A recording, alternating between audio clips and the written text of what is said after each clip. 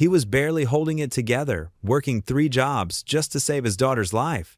But when his new boss looked him in the eyes and whispered, "I've been looking for you for 15 years," everything he thought he knew about his past and his future was about to change forever. Before we get into the story, comment below where in the world you are watching from today. The harsh buzz of the alarm clock pierced through Ethan Cole's dreams at 4:30 a.m. He reached out with a heavy arm to silence it, his muscles protesting from yesterday's double shift. The dim light of dawn hadn't even begun to break through his bedroom window. "Just another day," he whispered to himself, running a hand over his tired face.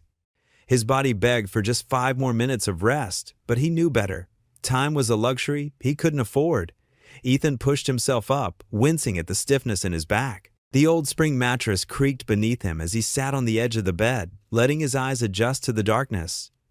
The house was quiet except for the soft whir of Lily's air purifier down the hall. He padded quietly past her room, pausing briefly at her door. Through the slight opening, he could see her sleeping peacefully, her chest rising and falling in a steady rhythm. The sight of her gave him the strength he needed to face another grueling day. In the bathroom, Ethan splashed cold water on his face and stared at his reflection. Dark circles rimmed his eyes, and his face looked older than his 48 years.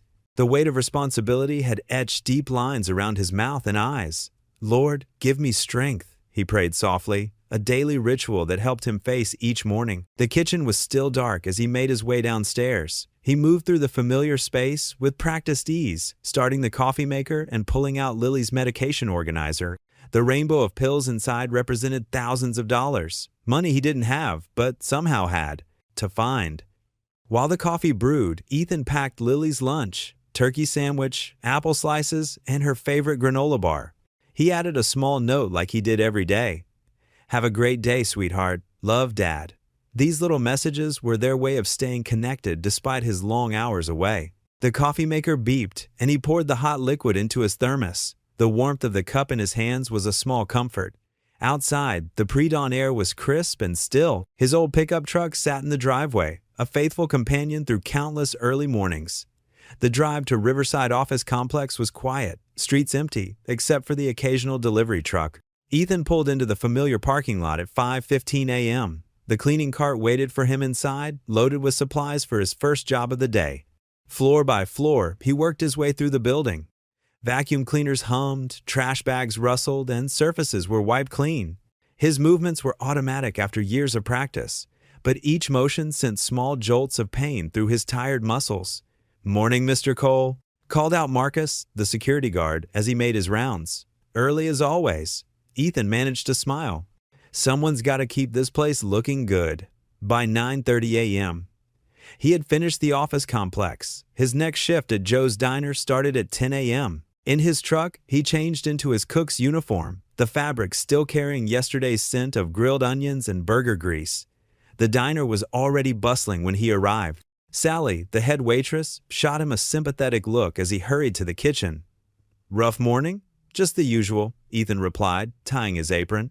The heat from the grill hit him immediately, adding to his exhaustion. Orders started coming in fast. Breakfast rush merged into lunch without a pause. Ethan's hands moved automatically, flipping burgers, plating eggs, dropping fries into hot oil.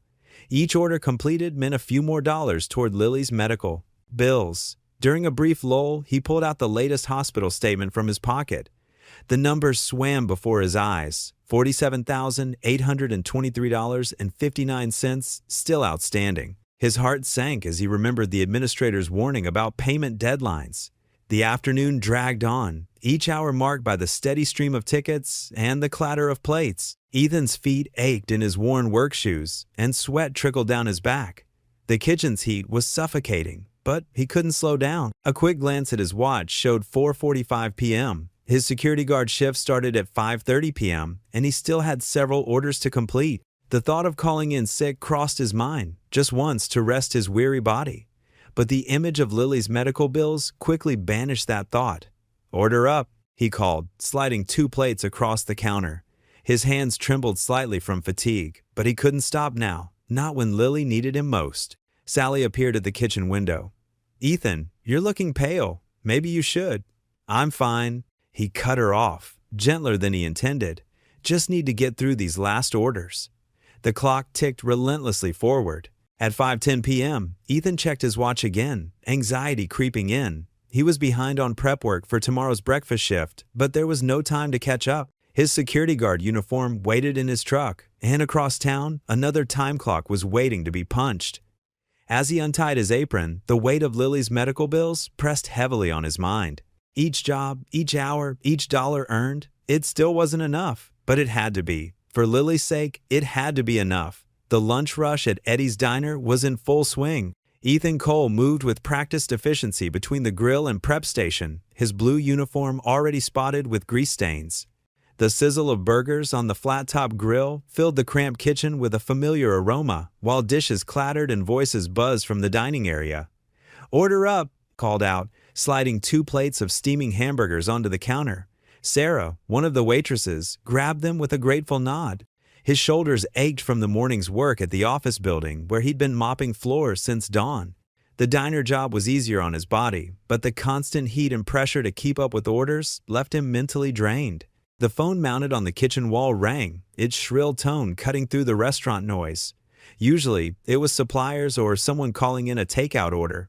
Eddie's Diner, kitchen. Ethan answered, wedging the phone between his ear and shoulder while flipping a row of burgers. "Hello, is this Mr. Ethan Cole?" A polished female voice asked. "Yes, speaking.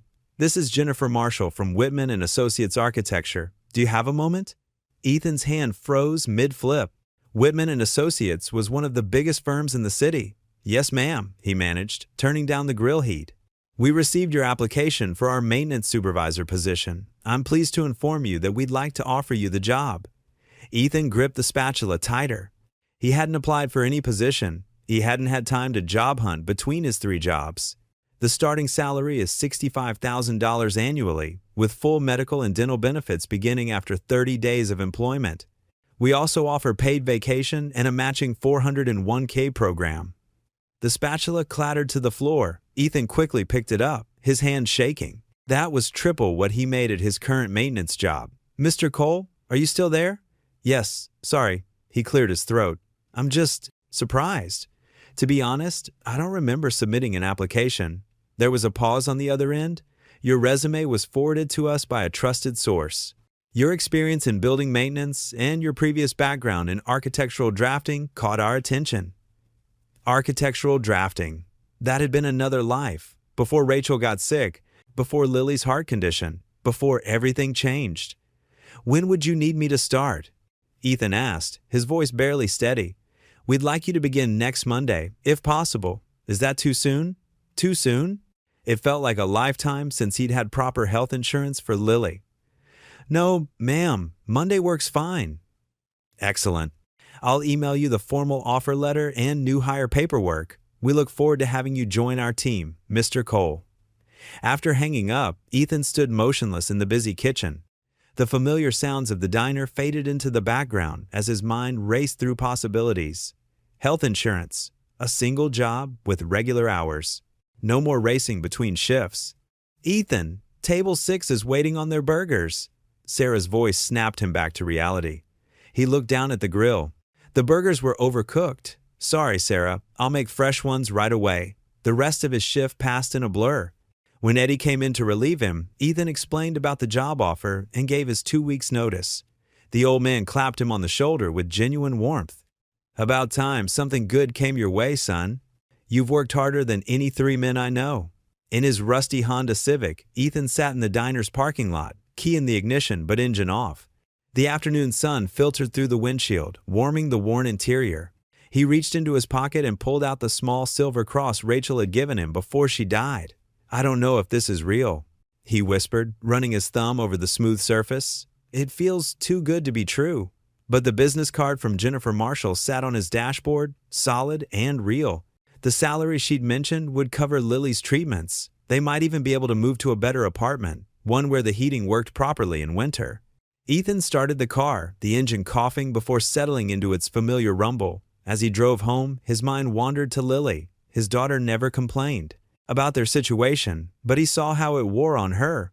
The worry in her eyes when bills arrived, the way she pretended not to notice when he ate less so she could have more. Pulling into their apartment complex's parking lot, Ethan noticed the light was off in Lily's window. She must have fallen asleep early again. The medication often left her tired. He sat in the car for a moment longer, hands still on the wheel. "Thank you," he whispered, looking upward. "I don't know why this is happening now, but thank you." His voice cracked slightly as tears threatened to form. "Please let this be real. Please let this help her."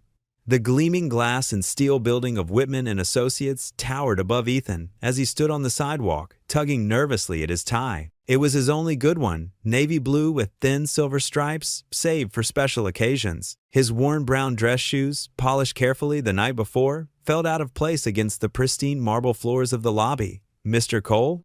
A young receptionist greeted him with a professional smile. "Miss Whitman will see you now. Please follow me." Ethan's heart hammered as they walked past modern artwork and sleek office spaces.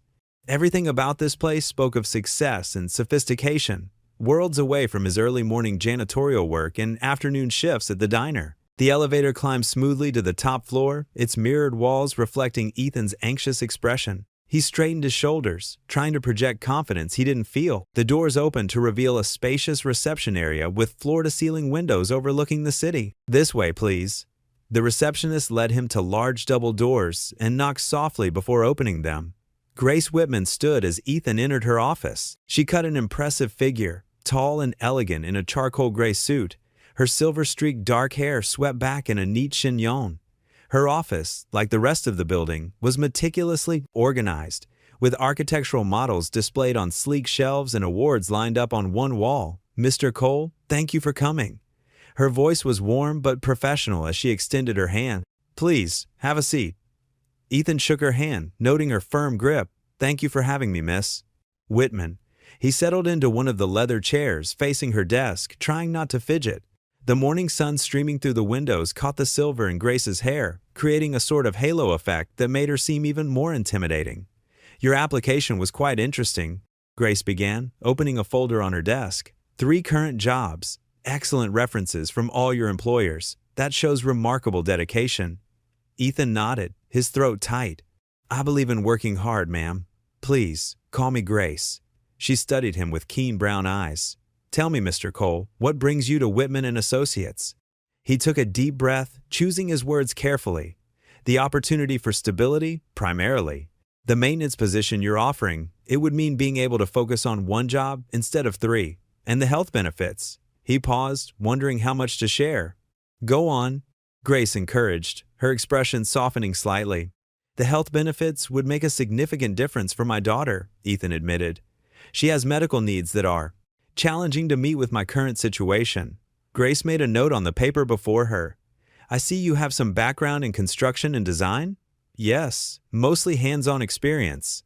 I helped build houses during college and worked with a small construction company for a few years after graduation." "And what interests you about architecture?" Something in her tone made Ethan look up. Her eyes were focused intently on him, as if searching for something beyond his words. "I have always been fascinated by how buildings can shape people's lives," he said honestly. "How the right design can make a space feel like home, or inspire creativity, or bring comfort to someone in need. It's not just about walls and roofs, it's about creating something meaningful." A slight smile touched Grace's lips. "That's an interesting perspective for someone applying for a maintenance position." Ethan felt his cheeks warm. "I suppose I got carried away." But even in maintenance, understanding the purpose behind a building's design helps in keeping it functioning as intended. Grace stood and walked to the window, her heels clicking softly on the hardwood floor. "Your reference from Street. Mary's Hospital mentioned you often help with their facility improvements, beyond your regular janitorial duties. When I see something that could work better, I try to help," Ethan explained. "Last month, I redesigned the children's waiting area to make it more welcoming. Just simple changes, rearranging furniture, adding some color. The kids seem happier there now." Grace turned back to face him, her expression unreadable. "That's the kind of initiative we value here, Mr. Cole." She returned to her desk and sat down. "The position comes with full benefits, including comprehensive health insurance that would cover dependents. The salary is as discussed in the phone call. When would you be able to start?"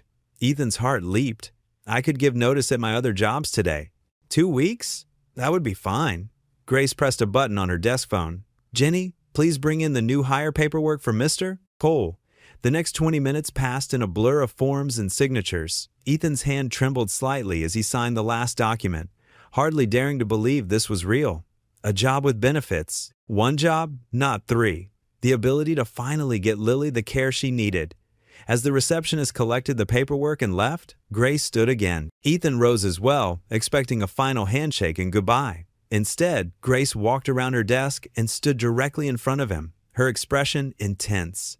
"Mr. Cole," she said, softly, her voice different now, more personal, almost vulnerable. "There's something else we need to discuss."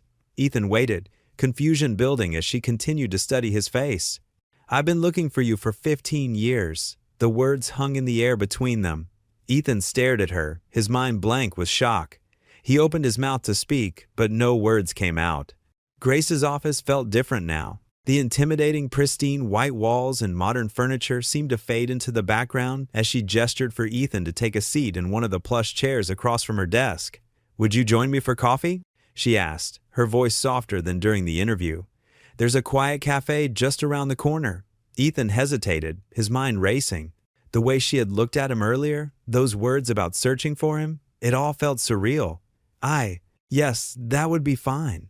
The walk to the cafe was short but charged with strange tension. Grace walked beside him, her heels clicking steadily on the sidewalk. She seemed lost in thought, and Ethan noticed how she kept glancing at him when she thought he wasn't looking. The cafe was a cozy place with warm wooden tables and the rich aroma of fresh coffee. They settled into a quiet corner booth, away from the few other customers.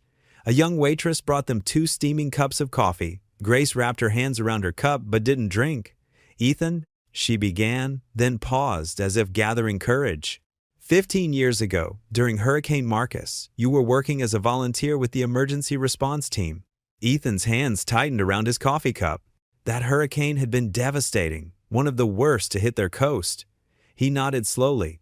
"There was a young woman," Grace continued, her voice trembling slightly.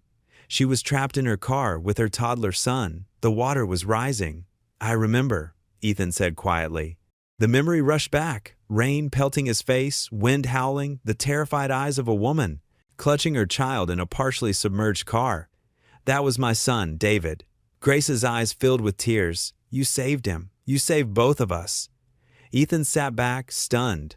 The elegant CEO before him was that same desperate mother he'd helped all those years ago? I had no idea." "I've been trying to find you ever since," Grace said. "But in all the chaos of the hurricane, I never got your full name. I only knew you as Ethan, the man who risked his life to save my boy." She reached into her purse and pulled out a worn newspaper clipping. The yellowed paper showed a grainy photo of rescue workers during the hurricane. "This was the only picture I had. You can barely see your face." Ethan stared at the image. He could just make out his younger self in the background, helping people through floodwaters. "But that's not all," Grace said, her voice growing even quieter. "When I finally tracked you down, I discovered something else, something that connected us even before that hurricane." She took a deep breath. "I was engaged to Rachel, your wife's sister." The words hit Ethan like a physical blow. Rachel, his wife's beloved sister, who had died in a car accident shortly before his wife's own passing. The same Rachel who had barely spoken to him in the years before her death. "You and Rachel?" he managed to say. Grace nodded, pain evident in her eyes. "We were together for 3 years, but there was a misunderstanding, a terrible one. She broke off our engagement and," her voice caught, "we never reconciled before she died." Ethan's mind was spinning. He remembered Rachel's withdrawal from the family, how she had become distant and sad. His wife had never known why her sister had changed so dramatically. "David is 23 now," Grace said, looking down at her untouched coffee. "He's always wanted to meet the man who saved him. And when I realized you were that same man and that you were connected to Rachel," she spread her hands helplessly. It felt like more than coincidence. The cafe seemed to shrink around them, the weight of these revelations pressing in. Ethan thought of all those years ago, the hurricane, Rachel's death, his wife's passing, and now this connection to Grace. It was overwhelming. "I don't know what to say," he admitted. "You don't have to say anything right now," Grace assured him. "I know this is a lot to take in. I needed you to know why I've been searching for you, why finding you means so much."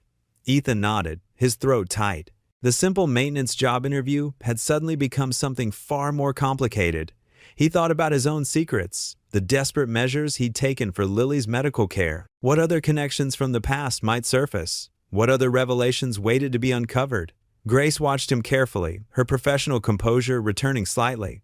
Take some time to process this. The job is still yours, if you want it, no strings attached. But they both knew it wasn't that simple anymore. Their lives were already entangled in ways neither of them had imagined just hours ago. Ethan looked at Grace and saw not just a CEO offering him a job, but a woman who carried her own burden of grief and unresolved past. The coffee had grown cold between them, untouched by either. Through the cafe window, Ethan could see the towering architecture firm building where, just this morning, he had hoped for a fresh start. Now, that hope was mixed with uncertainty about what this connection to Grace might mean for his future. Ethan sat in Grace's office, his hands clasped tightly in his lap as she reviewed his personnel file. The morning sun filtered through the floor-to-ceiling windows, casting a warm glow across her desk. She looked up from the papers, her expression unreadable. "Why didn't you mention your architectural background during the interview, Ethan?"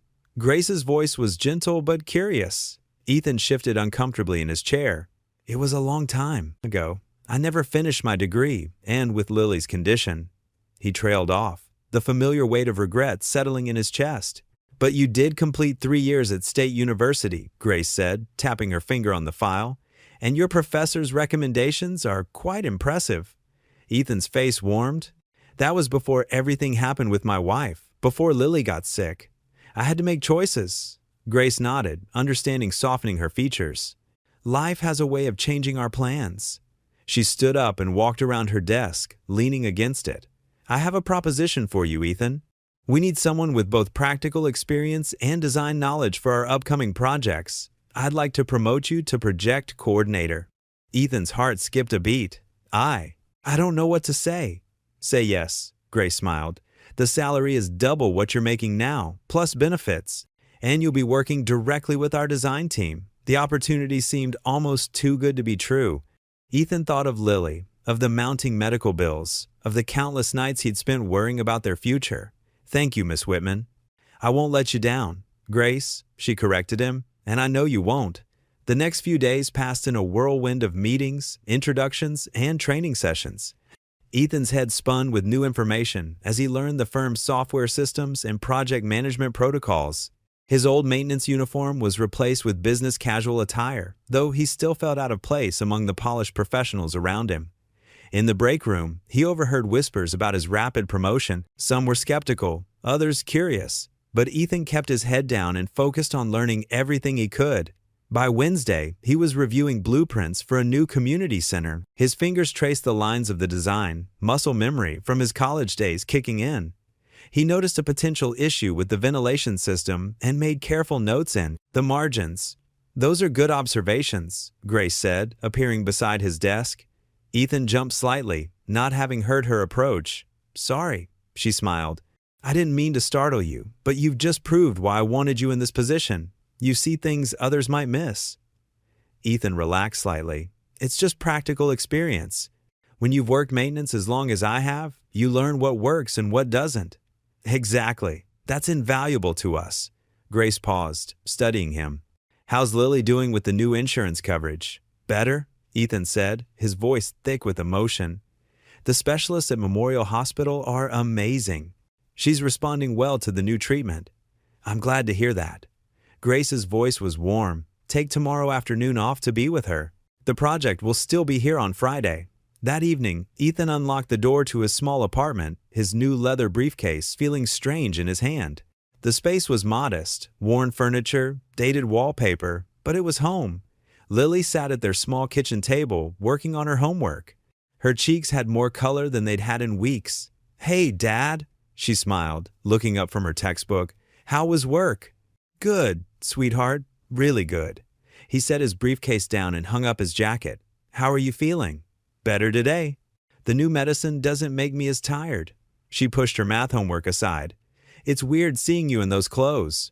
You look like one of those guys from TV shows about fancy offices." Ethan chuckled, loosening his tie. "Trust me, I feel just as strange wearing them." He sat down at the table and pulled an envelope from his briefcase, his first paycheck from the firm. The amount printed on it still seemed surreal.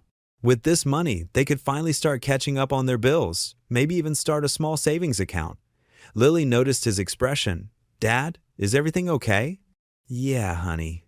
He smiled, feeling a warmth spread through his chest. "Everything's better than okay." He stared at the check, remembering all the nights he'd prayed for a way to give Lily the care she needed. For the first time in years, he felt something he'd almost forgotten: hope. Real, tangible hope that wasn't just wishful thinking. The kitchen clock ticked steadily on the wall, marking this moment. Outside, the city hummed with its usual evening activity, but inside their small apartment, something had shifted. The weight on Ethan's shoulders, while not gone completely, felt a little lighter. Lily reached across the table and squeezed his hand. Her touch grounded him, reminded him why he'd never given up. "I'm proud of you, Dad," she said softly. Ethan squeezed back, his vision blurring slightly. He looked at his daughter, at the check, at their humble kitchen that had seen so many struggles. Tomorrow would bring new challenges, but for now, this moment was enough. The morning sun cast long shadows across Ethan's new desk as he spread out the preliminary sketches for the Veterans Memorial Park.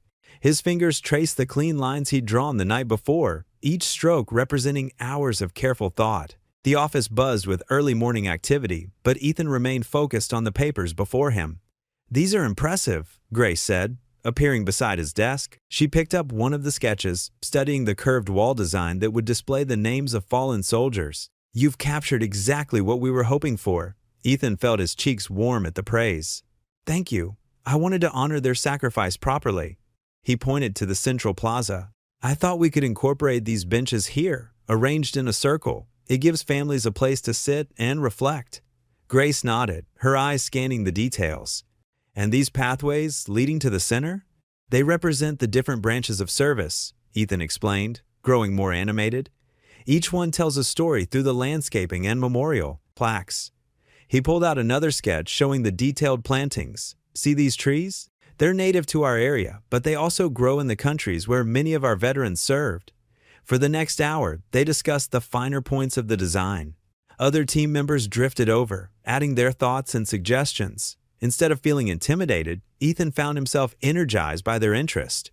His ideas weren't just being heard, they were being built upon and improved. During lunch, Ethan sat at his desk, unable to stop working. He adjusted small details, refined the proportions, and added notes about materials. The sandwich Grace had insisted on ordering for him sat half-eaten at the corner of his desk. "Mr. Cole?" A young intern approached with a stack of reference materials. "I found those examples of stone finishing you asked about." "Thanks, Sarah." Ethan smiled, clearing a space on his desk. "And please, call me Ethan." As the afternoon progressed, Ethan found himself in meetings with contractors and material suppliers. They treated him with respect, valuing his input on everything from stone selection to installation methods. It was a far cry from his days of juggling multiple jobs just to make ends meet. At 3 o'clock, Grace called him into the conference room where the project team had gathered. The large table was covered with his drawings, now marked with helpful suggestions and approving comments from various department heads. "Everyone, I want to thank Ethan for his outstanding work on the initial concept," Grace announced. "His design captures both the solemnity and hope we want to convey with this memorial." The team applauded, and Ethan felt a warmth spread through his chest. This wasn't just about earning a paycheck anymore. This was about creating something meaningful, something that would help others heal and remember. After the meeting, Ethan worked late into the evening, refining details and incorporating feedback. The office had grown quiet, most employees having left hours ago. Only the soft hum of the heating system and the scratch of his pencil broke the silence. "You should head home," Grace said softly, stopping by his desk. "Lily will be waiting." Ethan checked his watch and started. "You're right. I just got caught up in," he gestured at the drawings. "I know," Grace smiled. "That's why I knew you were the right person for this project. You care about getting it right." The next morning, Ethan walked Lily to school, enjoying the crisp autumn air. Her steps were lighter these days, the new treatments clearly helping. They passed the newsstand where Mr. Chen was setting up for the day. "Mr. Cole," Mr. Chen called out, waving a newspaper. "You're in the paper." Ethan stopped, confused. Mr. Chen handed him the local paper, pointing to an article on the front page of the community section. The headline read, "Local firm unveils plans for Veterans Memorial Park." Lily pressed against his side, reading along. Dad, look, they used your design. The article showed one of his preliminary sketches, describing the project as an innovative and thoughtful tribute to our veterans. Ethan's name was mentioned as the lead designer, along with a quote from Grace about the firm's commitment to honoring service members and their families. That's amazing, Dad. Lily beamed up at him. I knew you could do it. Ethan stood there, holding the paper, feeling something he hadn't experienced in years, pride. Not just in the work itself, but in the knowledge that he was finally doing something that mattered. The weight of constant worry seemed to lift, if only for a moment, replaced by a cautious hope. Can we keep the paper? Lily asked, already planning to show her friends. Of course, Ethan said, carefully folding it and tucking it into his bag. They continued their walk to school, and for the first time in years, Ethan allowed himself to believe that maybe, just maybe, things were finally changing for the better. The morning sun caught the frost on the grass, making it sparkle like tiny diamonds. Ethan watched as Lily skipped ahead, her backpack bouncing with each step. The newspaper in his bag felt like a tangible piece of proof that dreams could still come true, even after years of struggle and sacrifice. The office had grown quiet as evening settled in. Most employees had left hours ago, leaving behind empty desks and dimmed computer screens. Ethan sat at his workstation, the soft glow of his desk lamp illuminating the veterans' memorial plans spread before him. He'd lost track of time again, consumed by the details of the project. A movement caught his eye. Grace stood in her office doorway, her silhouette framed by the warm light behind her. She looked different after hours, more relaxed, her usual formal blazer replaced by a casual cardigan. You're here late, she said, walking towards his desk. Again, Ethan straightened in his chair, just trying to get these pathways right. He gestured to the drawings. The flow needs to feel natural. Grace pulled up a chair beside him. You know, Rachel would have loved this project. Her voice was soft, tinged with memory. She always said architecture should serve the heart as much as the eye. The mention of Rachel's name hung in the air between them. Ethan's hands stilled on the papers. I didn't know you two were that close, he said carefully. Grace's fingers traced invisible patterns on the desk. We were engaged for 2 years. Rachel was. She understood me in ways no one else did. She paused, collecting her thoughts. The hurricane changed everything. Ethan remembered that night with stark clarity, the howling wind, the rising water, the weight of Grace's toddler in his arms as he fought through the storm. I never knew you were Rachel's fiancé. That night, you were just a desperate mother trying to save her child, and you were just a stranger who risked his life to help us. Grace's eyes met his. I searched for you afterward, but by then, she swallowed hard. Rachel was gone, and everything fell apart. The silence between them felt heavy with unspoken grief. Outside, the city lights twinkled through the windows, a distant constellation of urban stars. How did you cope? Ethan asked quietly. After Rachel? Grace's laugh was hollow. I didn't, not really. I threw myself into work, built this company, raised David, but there was always this emptiness. She looked at him intently. Until I found out about you. Ethan shifted uncomfortably. I don't understand. When I finally discovered who you were, the man who saved David, my former fiancé's brother-in-law, it was like finding a missing piece.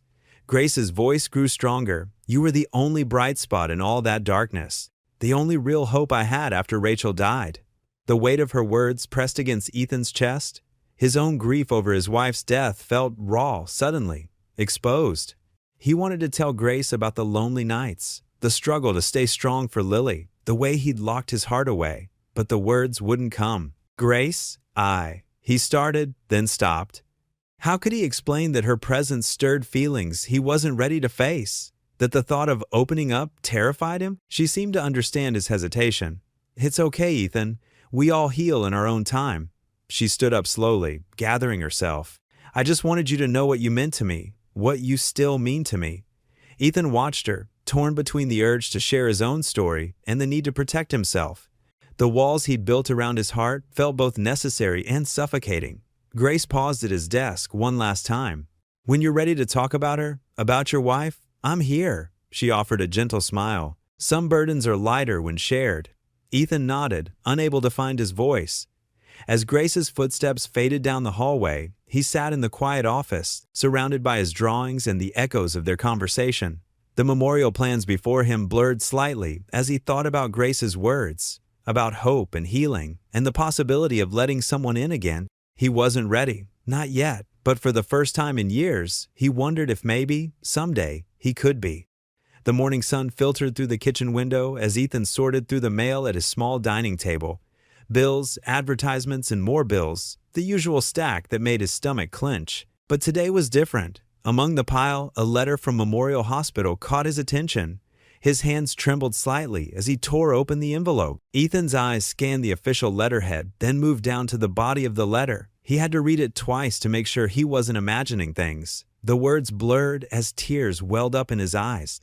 "We are pleased to inform you that your daughter's medical treatment will continue under your new insurance coverage." He pressed the letter to his chest and closed his eyes. For the first time in months, maybe years, he felt the crushing weight of financial worry lift from his shoulders. No more sleepless nights wondering how to scrape together money for Lily's next treatment. No more choosing between medication and groceries. "Dad?" Lily's voice came from the hallway. "Is everything okay?" Ethan quickly wiped his eyes and turned to face his daughter. She stood in her pajamas, her dark hair tousled from sleep, concern etched on her young face. "Everything's perfect, sweetheart," he said, his voice thick with emotion. "Come here." Lily crossed the kitchen and settled into the chair next to him. He handed her the letter, watching as she read it carefully. "So, we don't have to worry anymore?" she asked cautiously, hope creeping into her voice. "No more worrying," Ethan confirmed, pulling her into a tight hug. "The new job's insurance is going to cover everything." Lily buried her face in his shoulder. "I'm so glad, Dad. I know how hard it's been." "Hey now." Ethan pulled back, cupping her face in his hands. "That's not something you need to worry about anymore. How about we celebrate? What do you say to pancakes before school?" Lily's face lit up. "With chocolate chips?" "Extra chocolate chips," he promised, already moving to the cupboard. As they ate breakfast together, Ethan couldn't help but marvel at how much had changed in such a short time. The new job at the architecture firm had seemed too good to be true at first, but now it was transforming their lives in ways he hadn't dared to hope for. Later that morning, as Ethan walked into the office building, everything looked different. The marble lobby no longer felt intimidating, but welcoming. The security guard's greeting seemed warmer. Even the elevator music couldn't dampen his spirits. When he reached his desk, he found a sticky note from Grace asking him to stop by her office when he had a moment. His heart did a little jump, something that had been happening more frequently lately when he thought about Grace. He found her reviewing blueprints, her reading glasses perched on the end of her nose. She looked up when he knocked on the door frame, and her face softened into a smile. "Ethan, come in," she said, gesturing to the chair across from her desk. "How are you this morning?" "I'm good. Really good, actually," he replied, settling into the chair. "We got confirmation that Lily's medical coverage is all set with the new insurance." Grace's eyes lit up. "That's wonderful news." "I know how worried you've been about that." "I can't thank you enough," Ethan said earnestly. "This job, it's changed everything for us." Grace waved away his thanks. "You earned this position, Ethan. Your talent and dedication speak for themselves." She paused, studying him for a moment. "You know, when I first realized who you were, the man who saved my son during that hurricane, I thought finding you would bring closure to that chapter of my life. But instead," she trailed off, and something passed between them, an understanding, perhaps, or a possibility neither was ready to name. The rest of the day passed in a productive blur. Ethan threw himself into the Veterans Memorial Project with renewed energy, his gratitude fueling his creativity. The design was coming together beautifully, each element carefully chosen to honor those who had sacrificed everything. As evening approached, Ethan gathered his things and headed to the parking garage.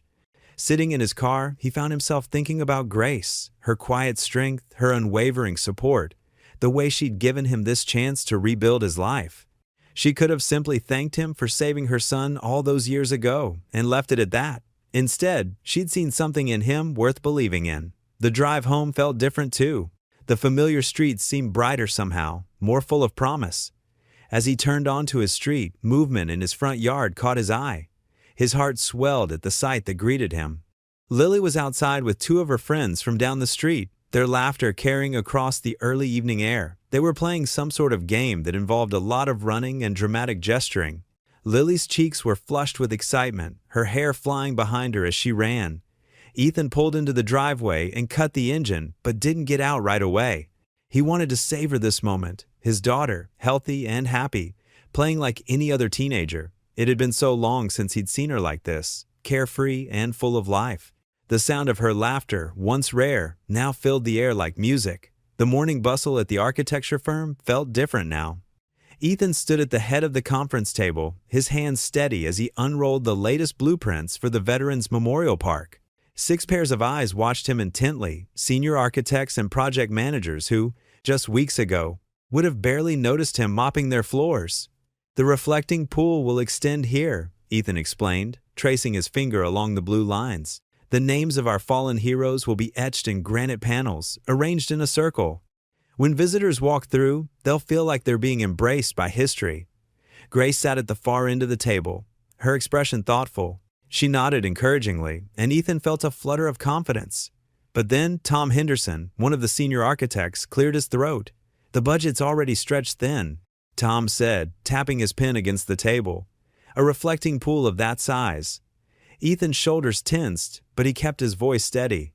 "I've already worked out the numbers." He pulled out a detailed cost analysis from his folder. "By adjusting the materials in other areas and working with local suppliers, we can make it happen without going over budget."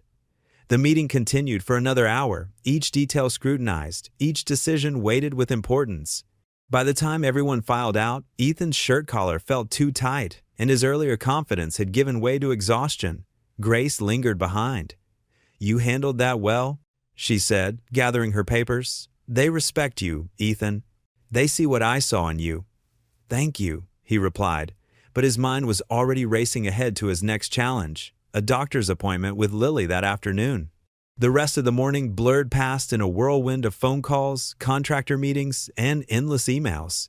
Ethan's desk, once pristine, now overflowed with architectural drawings and permit applications. His old maintenance uniform hung in the corner of his office, a reminder of how far he'd come and how far he still had to go. At noon, he rushed out to pick up Lily from school. The familiar sight of her waiting on the bench, backpack clutched to her chest, made his heart ache with love and worry. She looked better these days. Her cheeks had more color, and she smiled more often.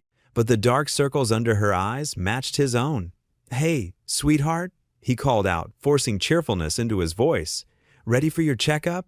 Lily nodded, climbing into the car. "Did your big meeting go okay, Dad?" "It went fine." He reached over to squeeze her hand. "The park's really coming together." The hospital waiting room was crowded, and Ethan used the time to answer work emails on his phone. Every few minutes, he glanced at Lily, who was absorbed in her homework. The sight of her determination, even here in this sterile environment, made his chest tight with pride. Dr. Martinez's news was good. Lily's latest tests showed improvement. The new medication was working, and her heart function had stabilized. Ethan sat there, nodding at the doctor's words, relief washing over him in waves. But there was no time to celebrate. His phone buzzed with urgent messages from the office. A problem with the construction permits needed immediate attention. "I'm sorry, honey," he said as they left the hospital. "I need to stop by the office for a bit." Lily's face fell slightly, but she forced a smile. "It's okay, Dad. I know you're busy." Back at the firm, Ethan spent 2 hours in emergency meetings. His head throbbed as he negotiated with city officials and calmed nervous contractors. Grace stopped by his office just as he was preparing to leave. "You look worn out," she said softly. Ethan ran a hand through his hair. "I'm fine. Just need to get home to Lily." "Don't push yourself too hard," Grace advised. "The park will still be here tomorrow." The drive home was a blur of traffic lights and worry. Ethan's mind kept jumping between work deadlines and Lily's medical charts. The weight of responsibility pressed down on his shoulders like a physical thing. He found Lily in the kitchen, attempting to make dinner. The sight of her standing there, carefully stirring a pot of mac and cheese, made him pause in the doorway. She looked so much like her mother in that moment. The same determined set to her jaw, the same gentle way she moved. "You didn't have to cook," he said, setting down his briefcase. "I wanted to help." Lily turned to him with a small smile. "You always take care of me. Sometimes I can take care of you too." Ethan's throat tightened. He pulled out 2 plates, and they sat down together at their small kitchen table. The mac and cheese was slightly overcooked, but he ate it as if it was the finest meal in the world. "How's your heart feeling?" he asked, trying to keep his tone light. "Better," Lily said. "Doctor, Martinez says I might even be able to try out for the school play next semester." "That's wonderful, sweetheart." Ethan reached across the table to hold her hand. Her fingers felt warm and strong in his vision, so different from the fragile grip he'd worried about for so long. Exhaustion pressed at the edges of his vision, but he pushed it away. This moment, sitting here with his daughter, knowing she was getting better, this made everything worth it. The long hours, the stress, the constant juggling act between work and family, it all faded away when he looked at Lily's hopeful face across the table. He squeezed her hand gently, forcing his tired muscles into a genuine smile. Tomorrow would bring new challenges, more meetings, more decisions to make. But for now, in their small kitchen, with the day's last sunlight streaming through the window, Ethan allowed himself to simply be grateful. The late afternoon sun streamed through the glass walls of Grace's office, casting long shadows across the architectural plans spread out on her desk. Ethan stood beside her, pointing out the modifications he'd made to the Memorial Park's design. The scent of her subtle perfume mingled with the familiar smell of coffee and paper that filled the room. "I shifted the reflection pool slightly," Ethan explained, his voice soft but confident. "This way, the sunset will catch the water just right." Grace leaned in closer, her shoulder barely touching his as she studied the drawings. "It's beautiful, Ethan. You have an eye for these details that most people would miss." Her praise warmed him, different from the professional compliments he'd received in meetings. There was something personal in her tone, a gentleness that made his heart beat a little faster. They worked like this often now, side by side in her office during the quiet hours when most employees had gone home. Grace had a way of making him feel at ease, of drawing out ideas he might have kept to himself. She listened not just with her ears, but with her whole being, her green eyes focused and attentive. "Tell me about this section," she said, pointing to a curved wall in the design. Her hand brushed against his as she reached across the blueprint. "That's where the names will go," Ethan replied, trying to ignore the flutter in his stomach at her touch. "I wanted it to feel like an embrace, like these fallen soldiers are still watching over their loved ones." Grace's expression softened. "Like Rachel watched over you and Lily?" The mention of his late wife's name didn't sting as much as it used to. Maybe it was because Grace understood loss in a way few others did. She'd lost Rachel's sister, after all. "Yeah," he admitted. "I guess some of this comes from there." Grace pulled up a chair and gestured for him to sit in the one beside her. "You never talk about her much." "It's been easier not to," Ethan said, settling into the chair. "For a long time, just saying her name felt like reopening a wound." "I understand," Grace said quietly. She reached over and squeezed his hand briefly. "Some days, I still can't believe Rachel's sister is gone." They sat in comfortable silence for a moment, the setting sun painting the office in shades of gold and amber.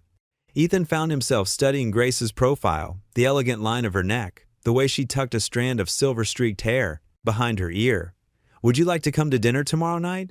Grace asked suddenly, turning to face him. "At my house. We could talk more. About everything." Ethan's heart skipped a beat. This wasn't a business dinner or a casual coffee break. This was something more personal, more intimate. "I'd need to check with Mrs. Martinez next door, see if she can watch Lily," he said, already knowing he wanted to say yes. "Bring Lily," Grace said warmly. "I'd love to meet her properly. And," she hesitated for a moment, "I think it's time we talked about the past. All of it." Ethan nodded, understanding the weight of her words. "I'd like that." The next evening, Ethan stood on Grace's front porch, a bottle of wine in his hand. The house was a beautiful Victorian, with wraparound porches and gables that spoke to Grace's architectural taste. Lily had caught a cold and stayed home with Mrs. Martinez, but she'd insisted her dad go anyway. Grace opened the door wearing a simple blue dress, her hair loose around her shoulders. She looked different here, more relaxed than her CEO persona. "Come in," she said, smiling warmly. Her kitchen smelled of garlic and herbs, and classical music played softly in the background. They fell into an easy rhythm as Grace finished cooking and Ethan helped set the table, moving around each other as if they'd done this 100 times before. Over dinner, the conversation flowed naturally. Grace told him about her early days in architecture, about her dreams for the firm. Ethan shared stories about Lily, about the odd jobs he'd worked to keep them afloat. As they moved to her comfortable living room with cups of coffee, Grace turned to face him on the couch. "Tell me about her, Ethan. Tell me about your wife." In the soft lamplight, with Grace's patient eyes on him, Ethan found himself opening up. "She was the strongest person I knew," he began. "Even at the end, she never lost her smile. She made me promise to keep living, really living, not just existing." His voice cracked slightly. "Some days I wonder if I've kept that promise." Grace moved closer, her hand finding his. "You have," she said firmly. "Look at everything you've done for Lily. Look at how you've never given up." "There were times I wanted to," he admitted. "Times when the bills piled up, when Lily was so sick." He took a shaky breath. "Times when I did things I'm not proud of, just to keep her alive." "We all have regrets, Ethan," Grace said softly. "What matters is that you kept going. You protected your daughter, just like you protected my son all those years ago." Ethan looked down at their joined hands, feeling the warmth of her touch, the comfort of her understanding. For the first time in years, he felt the walls around his heart beginning to crumble. "I miss her," he whispered. "But lately, I've started to feel like maybe it's okay to be happy again. To feel." He paused, meeting Grace's eyes. "To feel something new." Grace's fingers tightened around his, and in her eyes, he saw the same mix of hope and uncertainty that he felt in his own heart. The moment stretched between them, full of unspoken possibilities. The morning started like any other at the firm. Ethan sat at his desk, reviewing the latest updates for the Memorial Park project. The familiar hum of office activity filled the air as his colleagues shuffled papers and tapped away at their keyboards. His computer pinged with a new email notification. The subject line read, "Proof of fraud, Ethan Cole." Ethan's heart skipped a beat. With trembling hands, he clicked the email open. Attached were scanned copies of medical documents from 3 years ago, documents he desperately hoped would never surface again. His throat went dry as he scrolled through the message. These falsified documents show how Ethan Cole committed insurance fraud to secure medical treatment for his daughter. The prestigious firm should know who they're really working with. The room suddenly felt too small, too warm. Sweat beaded on his forehead as memories of that desperate time flooded back. He'd been drowning in medical bills, watching Lily grow weaker each day. The insurance company had denied their claim, citing a pre-existing condition clause. In his desperation, he'd altered some dates on the paperwork. The phone on his desk rang, making him jump. It was Grace's assistant, requesting his immediate presence in her office. Grace stood by her window when he entered, her back straight and tense. She turned slowly, holding a printed copy of the email. Her face, usually warm and understanding, now wore a mask of professional detachment. "Please, sit down, Ethan," she said, her voice carefully controlled. He sank into the chair, feeling like a teenager in the principal's office. The silence stretched between them, heavy with unspoken words. "I received this email an hour ago," Grace finally said, placing the papers on her desk. "I've already spoken with the board. They're demanding immediate action." Ethan's hands gripped the armrests. "Grace, I can explain." She held up her hand. "Before you say anything, I need you to understand the severity of this situation. This isn't just about you anymore. The Memorial Park project has garnered significant public attention. If this gets out," she trailed off, rubbing her temples. "It was 3 years ago," Ethan said, his voice barely above a whisper. "Lily was dying. The insurance company." He swallowed hard. "I had no choice." Grace's expression softened slightly, but her professional demeanor remained. "I understand the circumstances that drove you to this, Ethan, but fraud is fraud.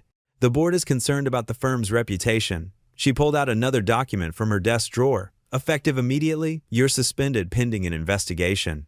"I'm sorry, but I have to ask for your badge and building access card." The words hit him like physical blows. With numb fingers, he unclipped his badge and placed it on her desk, followed by his access card. Each item felt like he was laying down a piece of his dreams. "What about the project?" he asked, thinking of all the work they'd put into the Memorial Park. "It will continue under different leadership," Grace replied, unable to meet his eyes. "Ethan, She hesitated, and for a moment he saw the woman he'd grown close to these past months, not the CEO. But she quickly composed herself. "Security will escort you to collect your personal items." Walking through the office under the watchful eyes of security felt surreal. His colleagues whispered and stared as he packed his desk, shoving family photos and personal items into a cardboard box. The design sketches for the Memorial Park, His vision, his dream, remained spread across his desk. They weren't his to take anymore. In the parking garage, Ethan sat in his car, the box of belongings beside him. The weight of what had happened crashed over him in waves. He'd lost not just a job, but a chance at redemption, at providing Lily with the life she deserved. The trust he'd built with Grace, the connection they'd shared, all of it lay in ruins. His hands gripped the steering wheel until his knuckles turned white. A bitter laugh escaped his throat as he remembered all his prayers of thanksgiving when he'd first gotten this job. Now it felt like a cruel joke. He dared to hope, to believe that his life was finally turning around, and this was his punishment. The afternoon sun filtered through the garage's concrete pillars, casting alternating patterns of light and shadow across his dashboard. It reminded him of the stained glass windows in the hospital chapel where he'd spent so many nights praying for Lily's recovery. But now, sitting alone in his car, those prayers felt hollow. "Why now?" he whispered, his voice breaking. "Why give me hope just to take it all away?" The echo of his words faded into the empty garage. The box beside him contained 3 years of growing security and stability, now reduced to a few personal items. His phone buzzed, probably Lily, wondering why he wasn't answering her texts about picking her up from school. How would he tell her? How could he explain that everything they'd built was crumbling because of a desperate choice he'd made years ago? Ethan leaned his forehead against the steering wheel, feeling the cool leather against his skin. The shame and betrayal coursed through him, threatening to overwhelm his carefully maintained composure. He'd lost not just a job, but a purpose, a community, and possibly the one person who'd begun to heal his broken heart. The temptation to drive away and never look back was almost overwhelming. To leave behind the project, the firm, the town, everything that now reminded him of his failures. But Lily's face floated in his mind, and he knew he couldn't run. She needed him, even if he felt like he'd failed her yet again. The hallways of the architecture firm seemed longer and colder now. Ethan deliberately took the back stairs, avoiding the main corridors where he might run into Grace. His shoulders hunched as he gathered his personal belongings, stuffing them into a cardboard box with trembling hands. Through the glass walls of his office, he caught a glimpse of Grace walking past. Their eyes met for a brief moment before he quickly looked away, his jaw clenched tight. The betrayal sat like a stone in his chest, heavy and cold. Just days ago, they'd shared dinner and conversations that had given him hope. Now it all felt like a cruel joke. His phone buzzed. Another message from Grace. He deleted it without reading, just like the others. Back at home, Ethan found Lily curled up on the couch, looking pale and tired. Her breathing seemed more labored than usual. "Dad?" she called out weakly. "You're home early." Ethan set the box down and rushed to her side, placing his hand on her forehead. Her skin felt clammy and hot. "Hey, sweetheart, how are you feeling?" "Not so good," she admitted, which worried him more. Lily never complained about feeling ill unless it was serious. "My chest hurts." Fear gripped his heart. Without his job, without the insurance. He pushed the thought away and tried to keep his voice steady. "Let's get you to the hospital, okay?" Lily nodded, too weak to argue. That scared him even more. The emergency room was busy, but one look at Lily's condition and they rushed her in. Ethan paced the waiting room, his phone heavy in his pocket. He knew he should call Grace. She had connections, she might be able to help, but pride and hurt kept him from reaching out. Hours passed in a blur of medical terms and worried faces. The doctors spoke about irregular heartbeat, fluid buildup, possible complications. Each word felt like another weight on his shoulders. "Mr. Cole," the doctor said, her expression serious, "Lily's condition has deteriorated significantly. We need to adjust her treatment plan immediately." Ethan ran his hands through his hair, his voice rough. "What about the insurance? I just lost my job." The doctor's face softened with sympathy. "Let's focus on stabilizing her first. We can discuss the financial aspects later." But Ethan knew what that meant. More debt, more impossible choices. He'd been here before, years ago, when he'd made the desperate decision to falsify those documents. The same desperation clawed at him now. They moved Lily to a private room. She looked so small in the hospital bed, connected to beeping machines. Her face was drawn, but she still managed a weak smile when she saw him. "Dad, don't worry," she whispered. "I'll be okay." Ethan's heart broke. Here she was, sick and scared, trying to comfort him. He should be the strong one. He should have answers, solutions, a way to fix everything. But he had nothing. The night stretched on. Nurses came and went, checking vitals, adjusting medications. Ethan sat in the uncomfortable chair beside Lily's bed, watching her chest rise and fall. His phone remained silent. He'd turned it off hours ago, unable to face any more bad news. Around midnight, Lily finally fell into an uneasy sleep. The room grew quiet except for the steady beep of monitors. Ethan leaned forward, elbows on his knees, and for the first time since everything fell apart, he let his guard down. The tears came silently at first, then in shuddering breaths he couldn't control. Years of staying strong, of fighting against impossible odds, of trying to be both mother and father to Lily, it all crashed over him like a wave. "I'm sorry," he whispered to his sleeping daughter. "I'm so sorry I couldn't protect you better." His shoulders shook as he tried to muffle his sobs. In the sterile hospital room, surrounded by machines keeping his daughter alive, Ethan Cole finally broke. He thought about Grace, about the hope she'd represented, about how quickly it had all slipped away. He thought about his late wife, wondering if she would be disappointed in how he'd handled everything. The walls seemed to close in around him. The future, a dark tunnel with no light at the end. His daughter needed him to be strong, to find a way forward, but for the first time in his life, Ethan had no plan, no backup solution, no ray of hope to cling to. He reached out and gently took Lily's hand, careful not to disturb the IV line. Her fingers were cold, and he wrapped both his hands around hers, trying to warm them. The simple act of holding his daughter's hand, something he'd done countless times since she was born, now felt like the only thing keeping him anchored to reality. The night stretched endlessly before him, each tick of the clock a reminder of how powerless he truly was. In the darkness of the hospital room, Ethan Cole sat vigil beside his daughter, his tears finally spent, feeling more lost and alone than he ever had before. Grace sat at her desk, staring at the printed copy of the anonymous email that had started this nightmare. Her fingers traced the edges of the paper as guilt gnawed at her conscience. How quickly she'd turned on Ethan, despite everything she knew about his character. The door to her office opened, and her assistant Jennifer stepped in with a stack of papers. "Miss Whitman, I found what you asked for." The IT department traced the email's origin. Grace straightened in her chair. "And?" "It was sent from inside the building." Jennifer handed her the report. From a computer on the executive floor. A cold suspicion formed in Grace's mind. She'd noticed Thomas Barrett, one of the senior executives, watching Ethan with barely concealed contempt during meetings. Thomas had been pushing for control of the Memorial Park project since its inception. "Get me access to Barrett's email records," Grace ordered, her voice tight with controlled anger. Hours later, surrounded by printouts and digital logs, Grace found what she was looking for.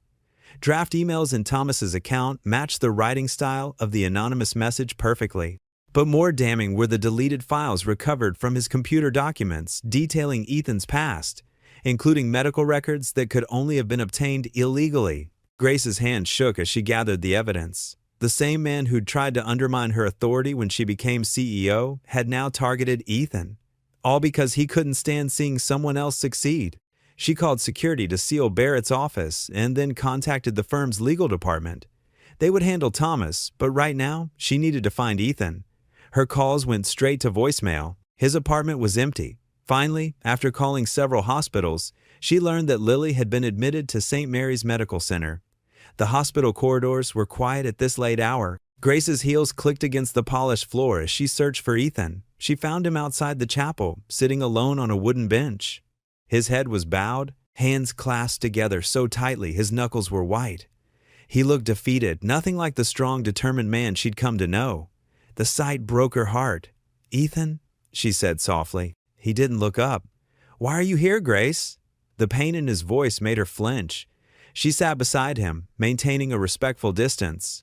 "I know the truth about the email." It was Thomas Barrett. "He accessed your personal information illegally, trying to discredit you because he was jealous of your success with the Memorial Project." Ethan's shoulders tensed, but he remained silent. "I'm so sorry, Ethan," Grace continued, her voice thick with emotion. "I should have trusted you. I should have investigated before jumping to conclusions. I let you down, just like everyone else in your life has." "It doesn't matter anymore," Ethan said, finally looking at her. His eyes were red-rimmed from exhaustion and worry. "Lily's condition is getting worse, without the insurance." He trailed off, running a hand over his face. "No," Grace said firmly. "Listen to me. You're not alone in this. We're going to fight this together, both Barrett's lies and Lily's illness. Why would you help me now? Ethan asked, his voice barely above a whisper. After everything that's happened? Grace moved closer, placing her hand on his arm. Because 15 years ago, you didn't hesitate to help me when I needed it most. You saved my son without asking for anything in return. And because, she paused, gathering her courage, because I care about you, Ethan, more than I should, probably. Tears welled in Ethan's eyes. I'm tired, Grace, so tired of fighting alone. You're not alone anymore, she assured him. We'll expose Barrett's lies. Your job, the insurance, it will all be reinstated, I promise you. For a long moment, they sat in silence. The soft glow from the chapel's stained glass windows cast colored shadows around them. Finally, Ethan straightened his shoulders. Some of the old determination returned to his eyes. What do we need to do? First, we gather every piece of evidence against Barrett. Then we take it to the board. Grace squeezed his arm gently. But right now, tell me about Lily. What do the doctors say? They're running tests, Ethan explained, his voice stronger now. Her heart? It's struggling more than usual. Grace nodded, her mind already working on solutions. Let me make some calls. I know several specialists who owe me favors. Grace, you don't have to. Yes, I do, she interrupted, because that's what family does. And like it or not, Ethan Cole, you and Lily are family now. For the first time that night, a ghost of a smile crossed Ethan's face. Okay, he said quietly. Okay. They sat together outside the chapel, two broken people finding strength in each other, ready to face whatever challenges lay ahead. The truth would come out, and this time they would face it together. Grace marched down the hallway of the executive floor, her heels clicking against the polished marble with determined precision. Ethan followed close behind, his face set with quiet resolve. In her hands, she clutched a manila folder containing printouts from IT, security footage, screenshots, and detailed records of computer access logs. Are you sure about this? Ethan asked, his voice low. The doubt in his tone made Grace's heart ache. Absolutely. She paused at the corner, turning to face him. Thomas Barrett has been trying to undermine this project from the start. Now we have proof. They approached Thomas's office, where he sat behind his massive mahogany desk, typing away at his computer. His smug expression faltered when he saw them enter together. Grace, Thomas said, his voice sickly sweet, and Mr. Cole. What an unexpected surprise. Grace dropped the folder on his desk with a sharp snap. Save it, Thomas. We know you sent the anonymous email about Ethan. Color drained from Thomas's face, but he quickly recovered. I have no idea what you're talking about. The IT department traced the email. Grace pulled out the computer logs. It came from your workstation at 9:47 p.m. last Tuesday. The security footage shows you were the only person in the building at that time. Ethan stepped forward, his voice steady despite the anger Grace could sense beneath the surface. Why? What did I ever do to you? Thomas's professional facade cracked. He stood up, his chair rolling backward. You? A maintenance worker who somehow managed to charm his way into a position that should have gone to someone with actual qualifications? He sneered. This company has standards. Standards? Grace's voice cut through the air like ice. Ethan has shown more integrity and talent in his short time here than you have in 15 years. The only reason you're still here is because of your father's connections to the board. Thomas's face reddened. You can't prove anything. Actually, we can. Grace pulled out more papers. The IT team recovered, deleted drafts of the email from your computer's cache. Your digital signature is all over this, Thomas. The man's composure completely crumbled. Fine, yes, I sent it. But everything in that email was true, wasn't it, Cole? He turned to Ethan with a triumphant look. You did falsify those documents. Ethan met his gaze steadily. Yes, I did, out of desperation to save my daughter's life. I've never denied it. But unlike you, I don't hide behind anonymous emails and corporate sabotage. Grace stepped between them. The board will hear about this, Thomas. Attempted character assassination, corporate espionage, abuse of company resources, the list goes on. You're bluffing, Thomas said, but his voice wavered. Try me. Grace's tone left no room for argument. Pack your things. Security will escort you out. As if on cue, two security guards appeared in the doorway. Thomas looked from them to Grace, then to Ethan, his face twisted with impotent rage. Without another word, he began roughly shoving items into his briefcase. Grace turned to Ethan as the guard supervised Thomas's departure. "I owe you an apology," she said softly. "I should have trusted you, should have investigated before jumping to conclusions." Ethan's expression remained guarded. "You were protecting the company." "I understand." "The board wants to reinstate you immediately," Grace continued, "with a promotion to lead designer on the Memorial Park project. It's yours if you want it." Ethan was quiet for a long moment, looking around the office where his reputation had nearly been destroyed. "I need time to think about it." Grace nodded, respecting his hesitation. "Of course. Take all the time you need." They watched as Thomas was escorted out, his box of belongings clutched to his chest. The office fell silent, heavy with the weight of everything that had happened. "Thank you," Ethan finally said, "for finding the truth. I should have looked for it sooner." Grace met his eyes. "I hope someday you can forgive me." Ethan's expression softened slightly. "I'm not angry, Grace, just cautious. Trust takes time to rebuild." Grace understood. They had both been hurt too many times to rush back into blind faith. "Whatever you decide about the job, I want you to know that I believe in you. Always have, even when I let fear cloud my judgment." Ethan nodded, then turned toward the door. "I'll let you know my decision tomorrow." Grace watched as he walked through the office, past the curious faces of their colleagues, and toward the elevator. His shoulders were straight, his head held high, not like a man who had been defeated, but like someone who had weathered a storm and emerged stronger. As the elevator doors closed behind him, Ethan leaned against the back wall, letting out a long breath. His name was cleared, his job offered back, but the scars of doubt remained. Still, as he walked out of the building into the bright afternoon sun, he felt something he hadn't expected: hope. Not the desperate kind that had sustained him through his darkest days, but something steadier, more resilient. The truth had come to light. It wasn't a perfect ending, but it was a start. A chance to rebuild, not just his career, but maybe his trust in others too. As he headed to his car, Ethan knew the road ahead wouldn't be easy, but for the first time in weeks, he felt ready to face whatever came next. The community center buzzed with excitement as residents filed into the large meeting room. Metal chairs scraped against the floor as people settled in, their chatter filling the space with anticipation. Ethan stood near the podium, adjusting his tie for the third time. His hands trembled slightly as he organized his presentation materials. Grace watched him from the side of the room, a gentle smile playing on her lips. She'd seen him practice this presentation countless times, but tonight felt different. The whole town had shown up to hear about the Veterans Memorial Park project. Mayor Thompson stepped up to the microphone. "Good evening, everyone. We're here tonight to discuss an exciting project that will honor our local heroes." He gestured toward Ethan. "I'd like to introduce Ethan Cole, the lead designer for our new Veterans Memorial Park." Ethan approached the podium, his steps measured and careful. The crowd quieted, and he cleared his throat. "Thank you all for coming tonight," he began, his voice steady despite his nerves. "This park isn't just about creating a beautiful space. It's about remembering those who sacrificed everything for our freedom." As he clicked through his presentation slides, showing the carefully designed layouts and architectural renderings, people leaned forward in their seats.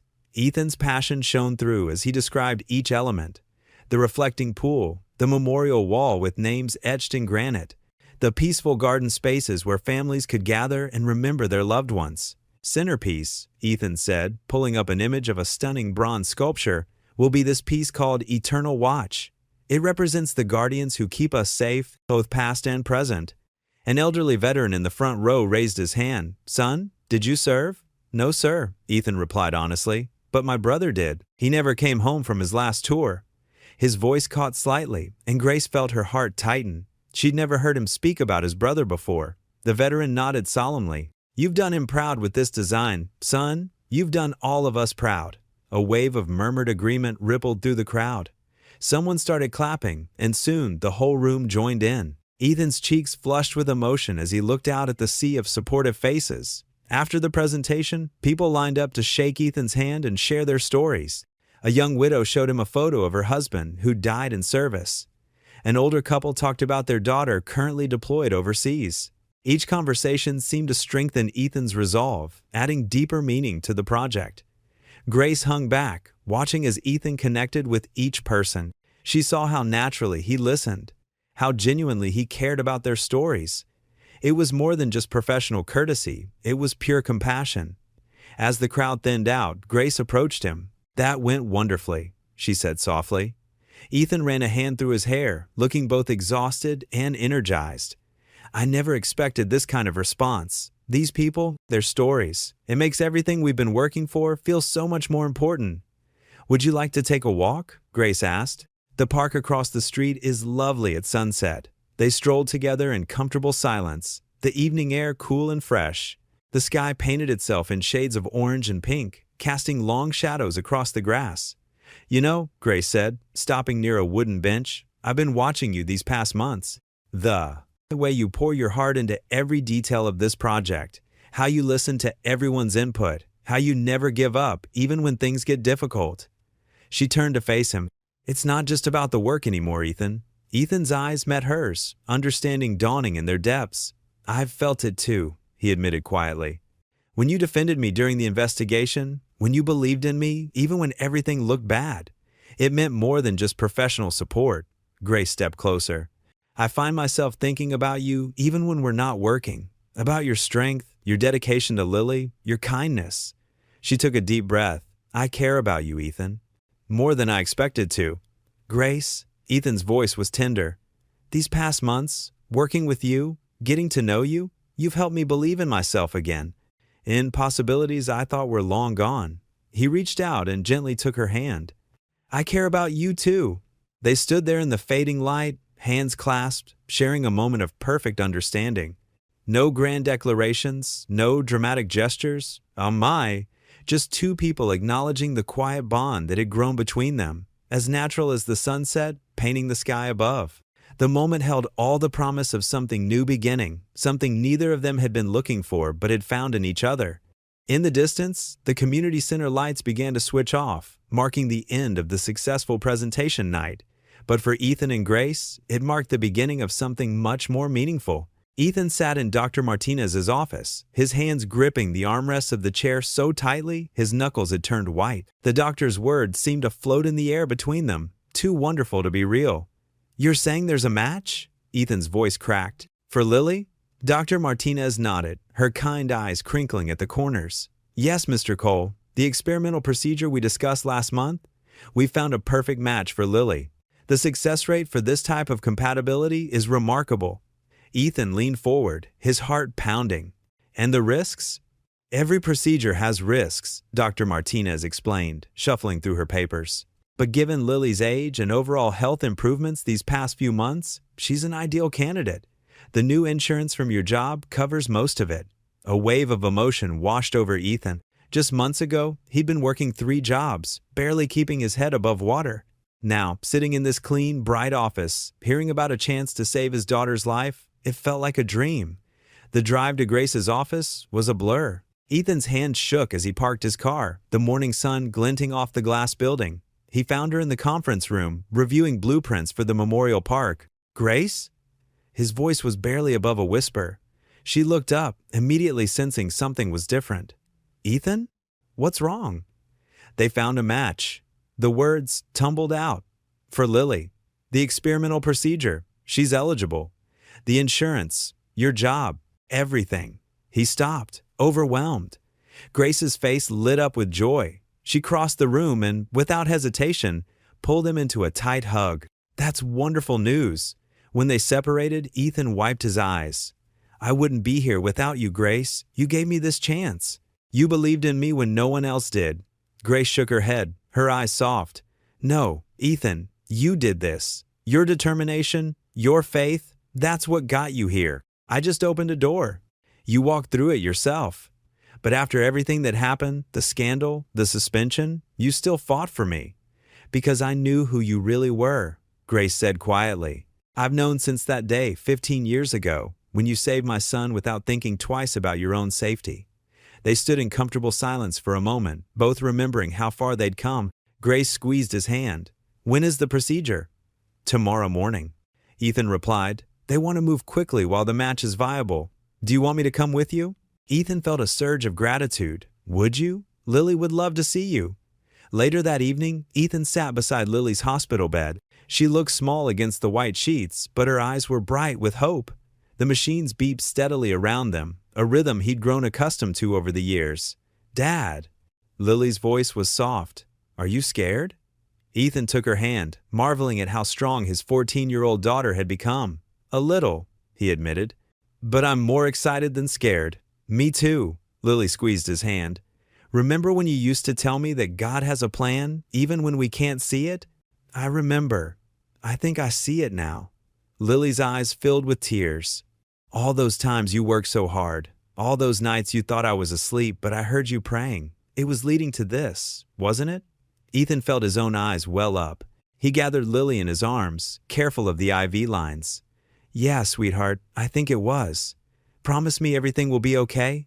Her voice was muffled against his shirt. Ethan pulled back slightly, looking into his daughter's eyes. For years, he'd made this promise without truly believing it himself, clinging to faith by his fingernails. But now, something was different. The weight that had pressed on his chest for so long had lifted. "I promise," he whispered, and for the first time, he knew in his heart it was true. "Everything is going to be okay." Lily smiled through her tears, and Ethan held her close, their quiet sobs mixing with the steady beeping of the machines. Tomorrow would bring its challenges, but tonight, in this moment, father and daughter shared something precious, genuine hope for the future. The morning sun cast long shadows across the newly completed Memorial Park.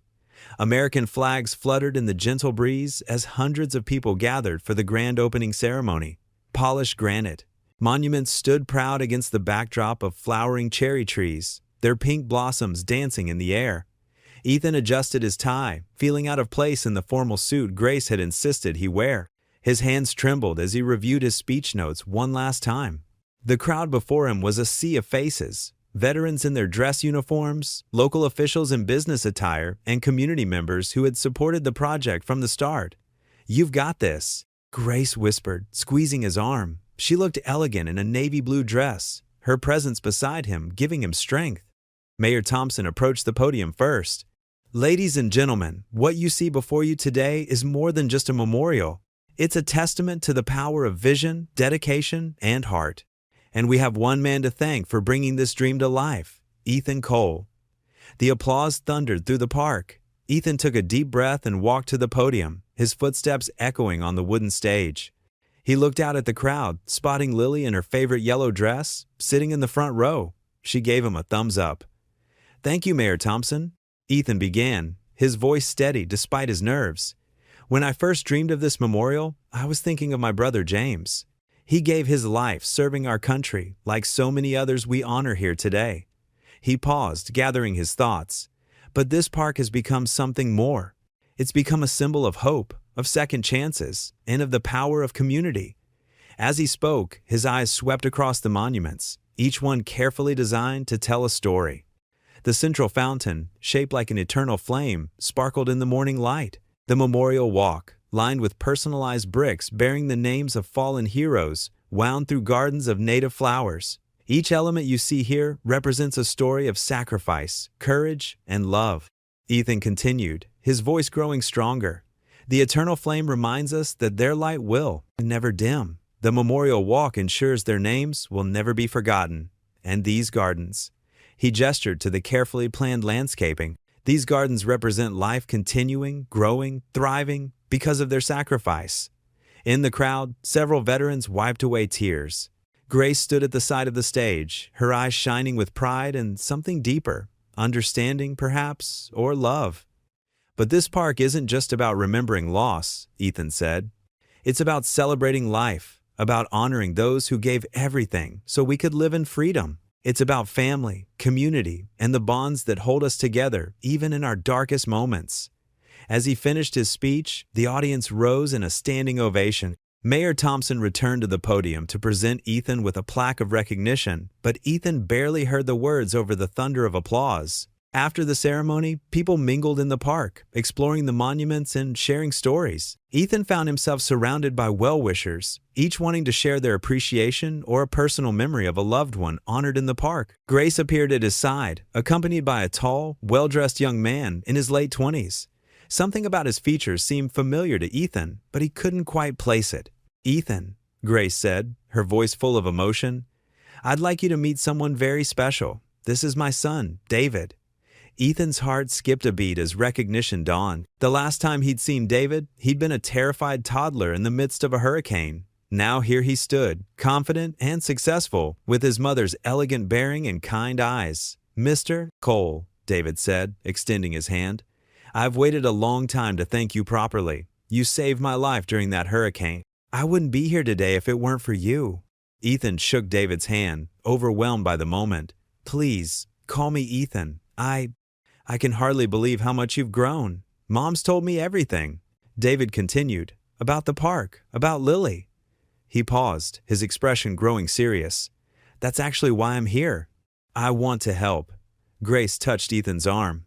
"David's been tested, Ethan. He's a perfect match for Lily's bone marrow donation."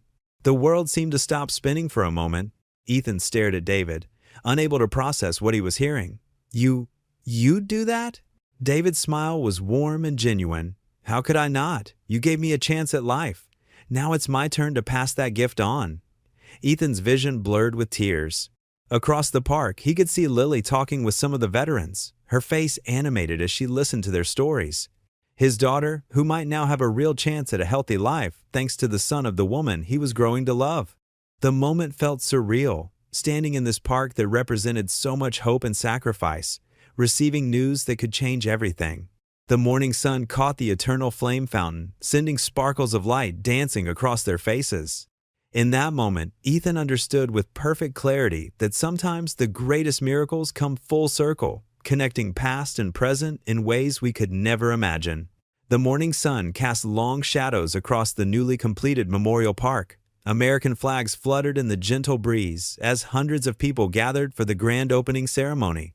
Polished granite monuments stood proud against the backdrop of flowering cherry trees, their pink blossoms dancing in the air. Ethan adjusted his tie nervously, feeling out of place in the formal suit Grace had insisted he wear. His hands trembled slightly as he looked out at the crowd from his place near the podium. The first row held familiar faces. Grace, elegant as always in a navy dress, and beside her, Lily, whose cheeks now held a healthy glow that had been missing for so long. The mayor, Sarah Thompson, stepped up to the microphone, her voice carrying across the hushed gathering. "Today marks more than just the opening of a memorial park. It represents the spirit of our community, the strength of those who serve, and the power of one man's vision."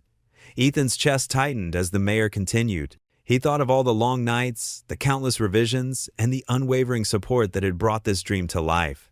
"This park stands as a testament to courage," Mayor Thompson said, gesturing to the central monument. "Not just the courage of our fallen heroes, but the everyday courage of people like Ethan Cole." The crowd's attention shifted to Ethan, and he felt his face flush. Lily beamed at him from her seat, giving him a small wave that made his heart swell. What many of you don't know is that while designing this park, Ethan was fighting his own battles, working multiple jobs, caring for his daughter through illness, never giving up hope. The mayor's voice softened with emotion. "That's why today, I'm honored to announce the establishment of the Ethan Cole Scholarship Fund." A murmur of surprise rippled through the audience. Ethan's eyes widened, and he looked questioningly at Grace, who smiled knowingly. "This scholarship," the mayor continued, "will support single parents in our community who are pursuing their dreams while caring for their children. It's funded by anonymous donors who were moved by Ethan's story of perseverance and dedication." Applause erupted, and Ethan noticed tears in Lily's eyes. She'd always believed in him, even when he'd stopped believing in himself. Furthermore, Mayor Thompson raised her hand for silence. "I'm proud to declare this memorial park a protected town landmark. It will stand for generations as a place of remembrance, reflection, and hope." More applause followed, and Ethan caught sight of several veterans in the crowd nodding approvingly. The central monument, a soaring granite structure with cascading water features, gleamed in the morning light. The names of fallen heroes, including his brothers, were etched with care into its surface. "Mr. Cole," the mayor turned to him, "would you like to say a few words?"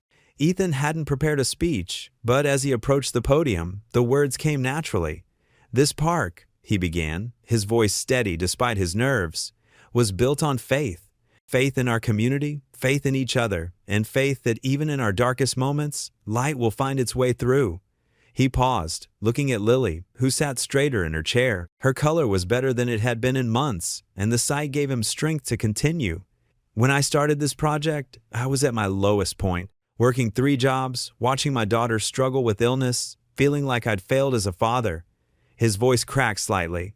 But this community lifted me up. You gave me a chance when I needed it most. Grace dabbed at her eyes with a tissue, and several others in the crowd did the same. This park honors those who gave everything for our freedom. Ethan continued, including my brother.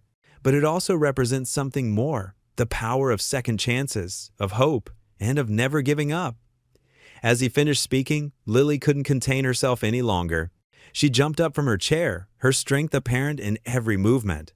Her medical treatments were working, and day by day, she was becoming more like the energetic teenager she'd always been meant to be. "Dad!" she called out, running toward him with arms outstretched. The crowd burst into applause, but Ethan barely heard them. All he could see was Lily's radiant smile as she ran across the grass, her steps sure and strong. It was a sight he dreamed of but feared he might never see. His daughter, healthy and happy, running without any sign of the weakness that had plagued her for so long. As she reached him, her momentum nearly knocked him backward, but he didn't care. He wrapped his arms around her, holding her close as the applause continued around them. In that moment, looking at her beaming face, Ethan knew that every struggle, every sleepless night, every sacrifice had been worth it. The morning sun caught the tears in Lily's eyes as she hugged him tighter. "I'm so proud of you, Dad," she whispered. Ethan held his daughter, his miracle, as the crowd continued to cheer. But their applause faded into background noise as he focused solely on Lily's smile, the most beautiful sight in his world. The crowd had thinned as evening approached, leaving only a few stragglers admiring the new memorial park. Ethan stood by the central monument, his tie loosened after the long ceremony. The setting sun painted the polished granite in warm oranges and reds, making the engraved names seem to glow. Grace walked up beside him, her heels clicking softly on the stone path. She'd changed from her formal blazer into a comfortable cardigan, and her silver hair caught the fading sunlight. "It's even more beautiful at sunset," she said softly. Ethan nodded, running his hand along the smooth surface of the memorial. "I never thought I'd see this day," he admitted. "All those nights working 3 jobs, barely keeping my head above water." His voice trailed off as he remembered those dark times. "And now look at you," Grace said, her eyes bright with pride. "Lead architect of the most significant memorial project this town has seen in decades." They walked together along the winding path, past the reflection pool where water trickled peacefully over carved stone. The sound reminded Ethan of those rainy nights when he'd drive between jobs, praying his old car wouldn't break down. "You know," Grace said, stopping to rest on one of the wooden benches. "When I first saw you in my office that day, I hardly dared to believe it was really you." She patted the space beside her, and Ethan sat down. "The man who saved my son during that hurricane. I'd built up this image in my head over 15 years. Ethan smiled, remembering their first meeting. "And instead, you got a tired janitor." "No," Grace shook her head firmly. "I got exactly who I was looking for, a man with more courage and integrity than anyone I've ever known." She turned to face him, her expression serious. "Even when everything fell apart with that false accusation, you never lost your dignity." The memory of those dark days still stung, but the pain had faded. "I almost gave up," Ethan admitted. "If you hadn't believed in me, hadn't fought to uncover the truth, you would have found another way," Grace said confidently. "That's who you are, Ethan. You never stop fighting for what matters."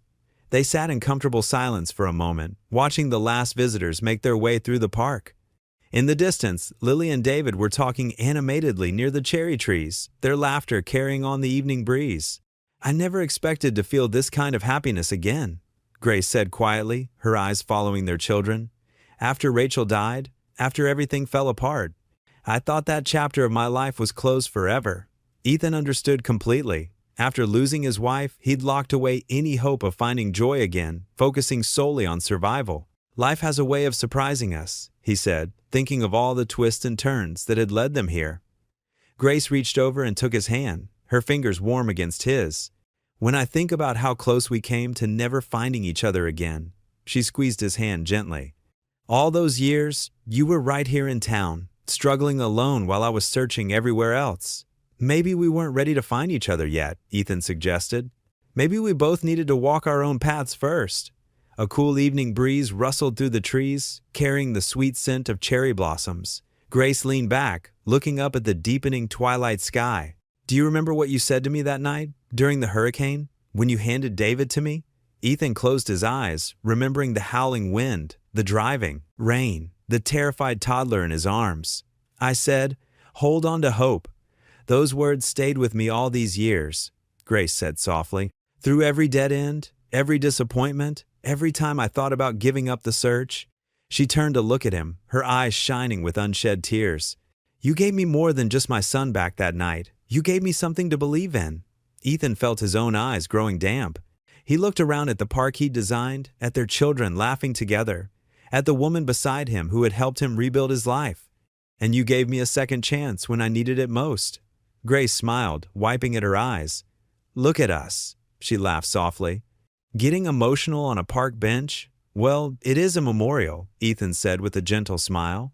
A place for remembering, and for healing, Grace added, looking at the monuments glowing in the last rays of sunlight. I don't think I realized how much healing I still needed until I found you again. Ethan nodded, understanding perfectly. The weight of grief he'd carried for so long had lightened, not just from time passing, but from allowing himself to open his heart again. The park around them stood as a testament to both remembrance and renewal, honoring the past while embracing the future. The evening star appeared in the darkening sky above them, bright and clear. Grace rested her head on Ethan's shoulder, their hands still clasped together.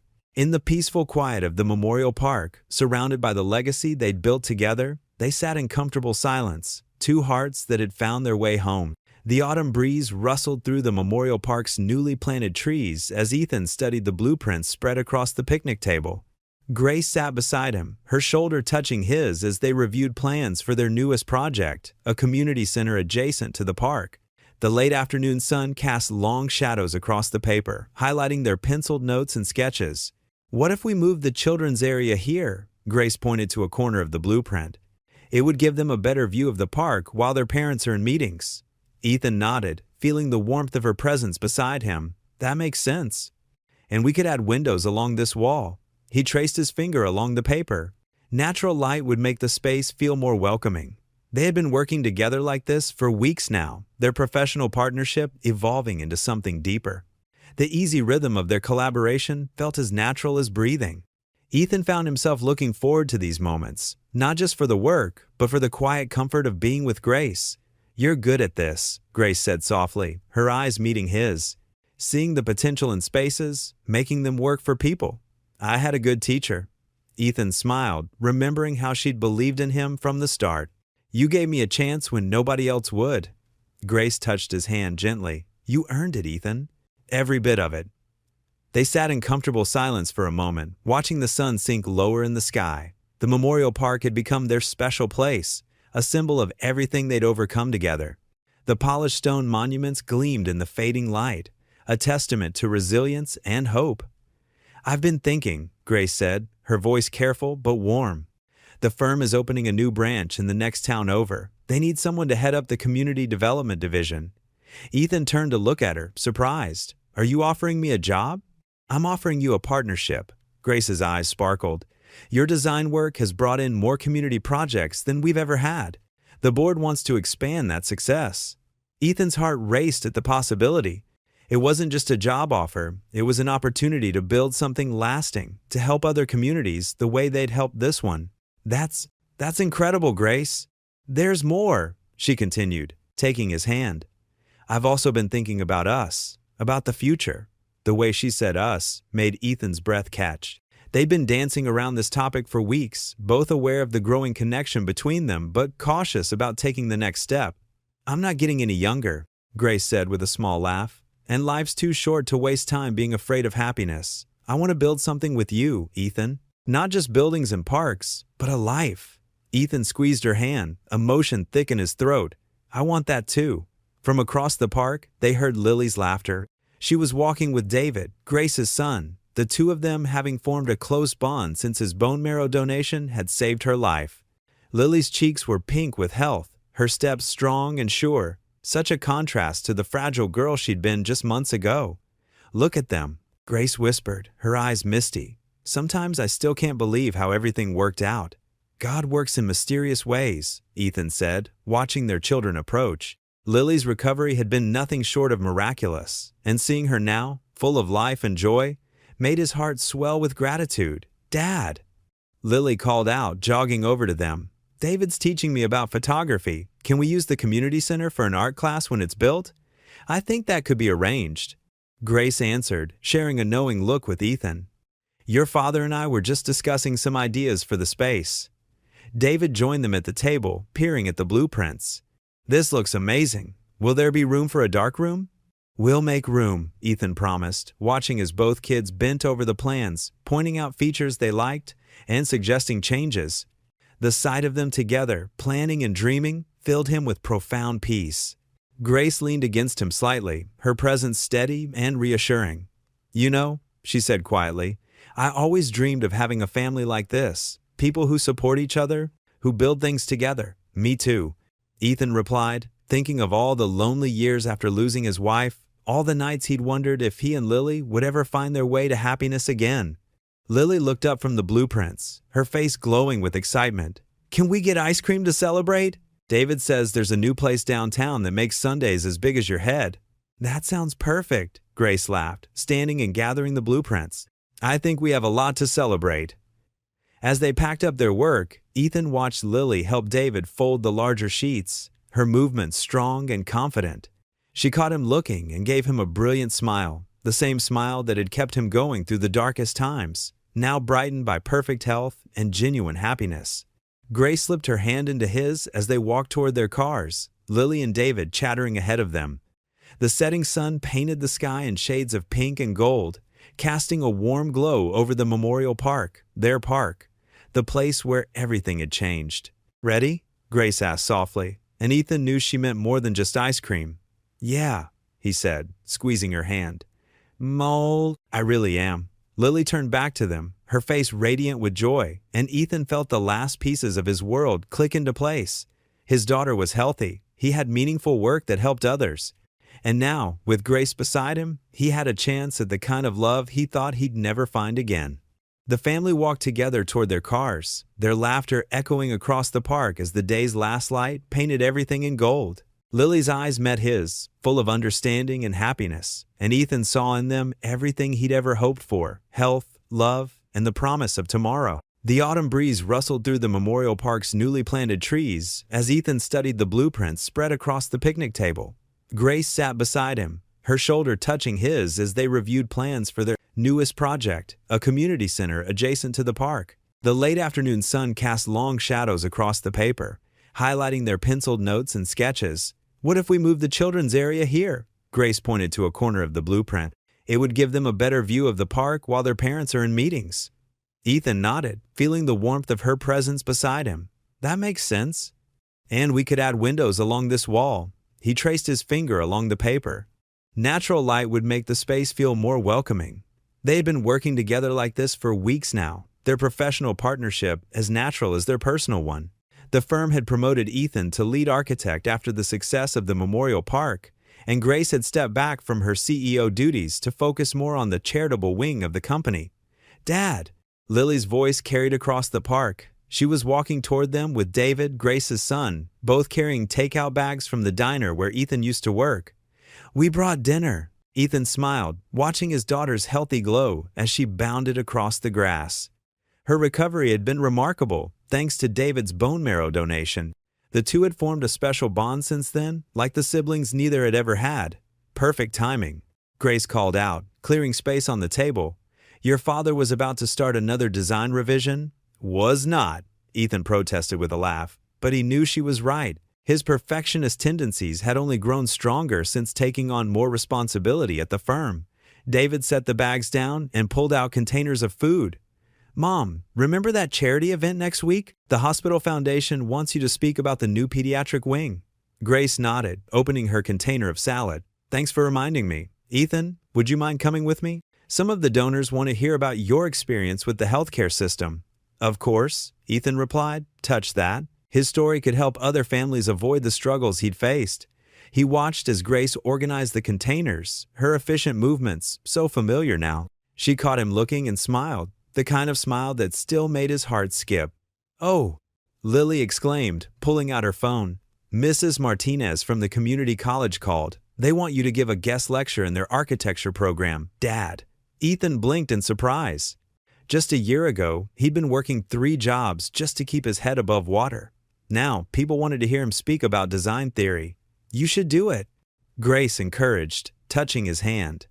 "Your journey would inspire the students." "Our journey?" he corrected softly, squeezing her fingers. Later that evening, after the blueprints were rolled up and the young people had gone their separate ways, Ethan and Grace sat on the porch of their new house.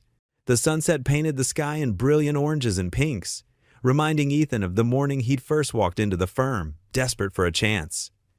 Grace leaned against him, her head on his shoulder. "Do you ever think about how far we've come?" "Every day," he answered honestly. "Sometimes I still can't believe it." "I can," she said firmly. "You always had this in you, Ethan. You just needed someone to believe in you as much as you believed in others." The streetlights began to flicker on, one by one, as the sky darkened to purple. A gentle peace settled over them, the kind that comes from knowing you're exactly where you're meant to be. "I got another call from the City Planning Commission today," Grace mentioned.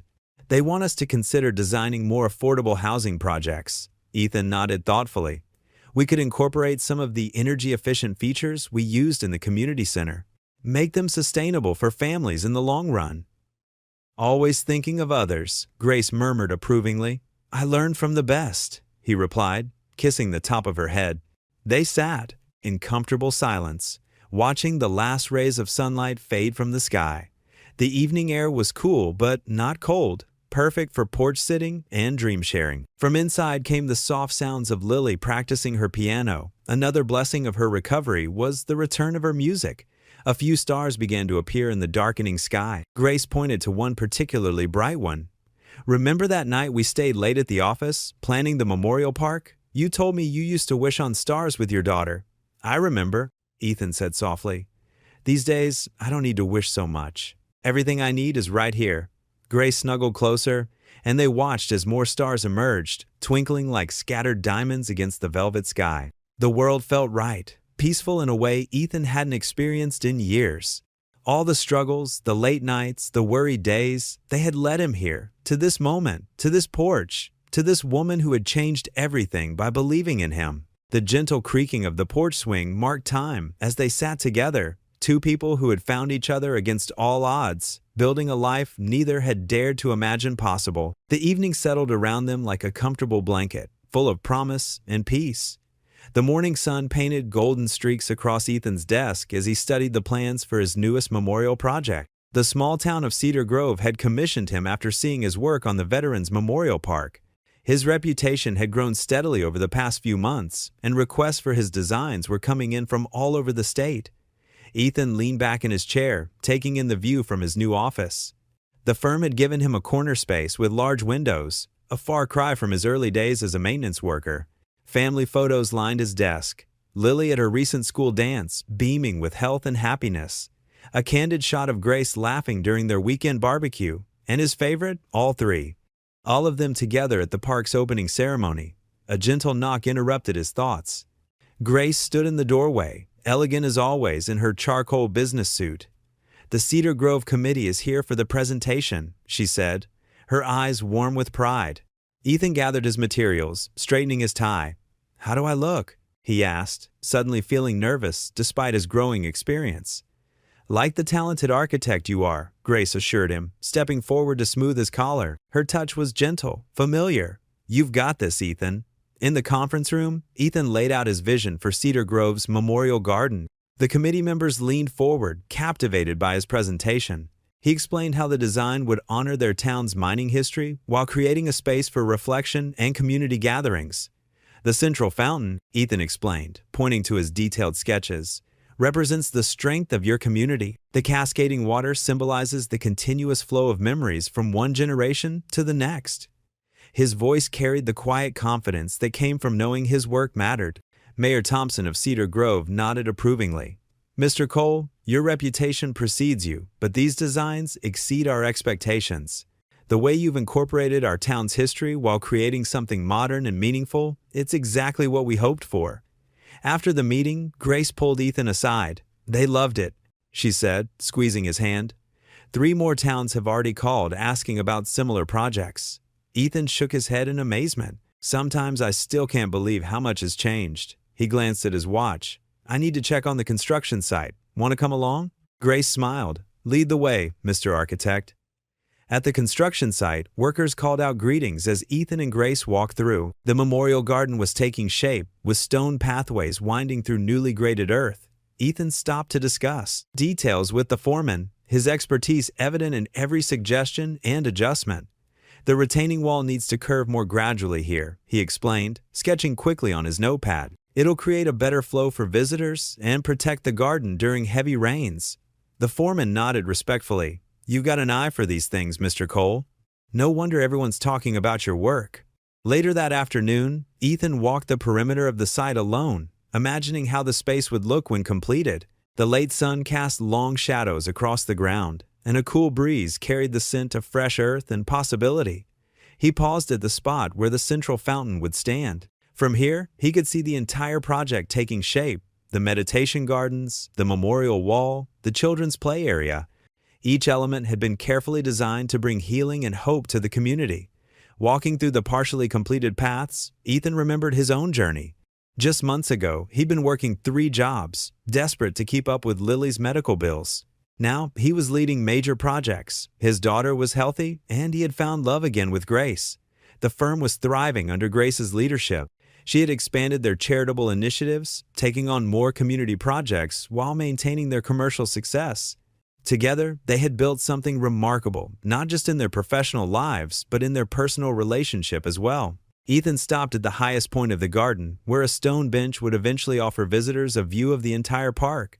Construction equipment hummed in the background as workers finished their daily tasks. The setting sun painted the sky in shades of pink and gold, casting a warm glow over the site. He pulled out his phone and snapped a picture to share with Lily later. She loved seeing the progress of his projects, often offering suggestions that surprised him with their insight. At 16, she was growing into a thoughtful young woman, and her health continued to improve each day. A worker called out a goodbye as he left, and Ethan waved in response. He took one last look at the site, pride swelling in his chest.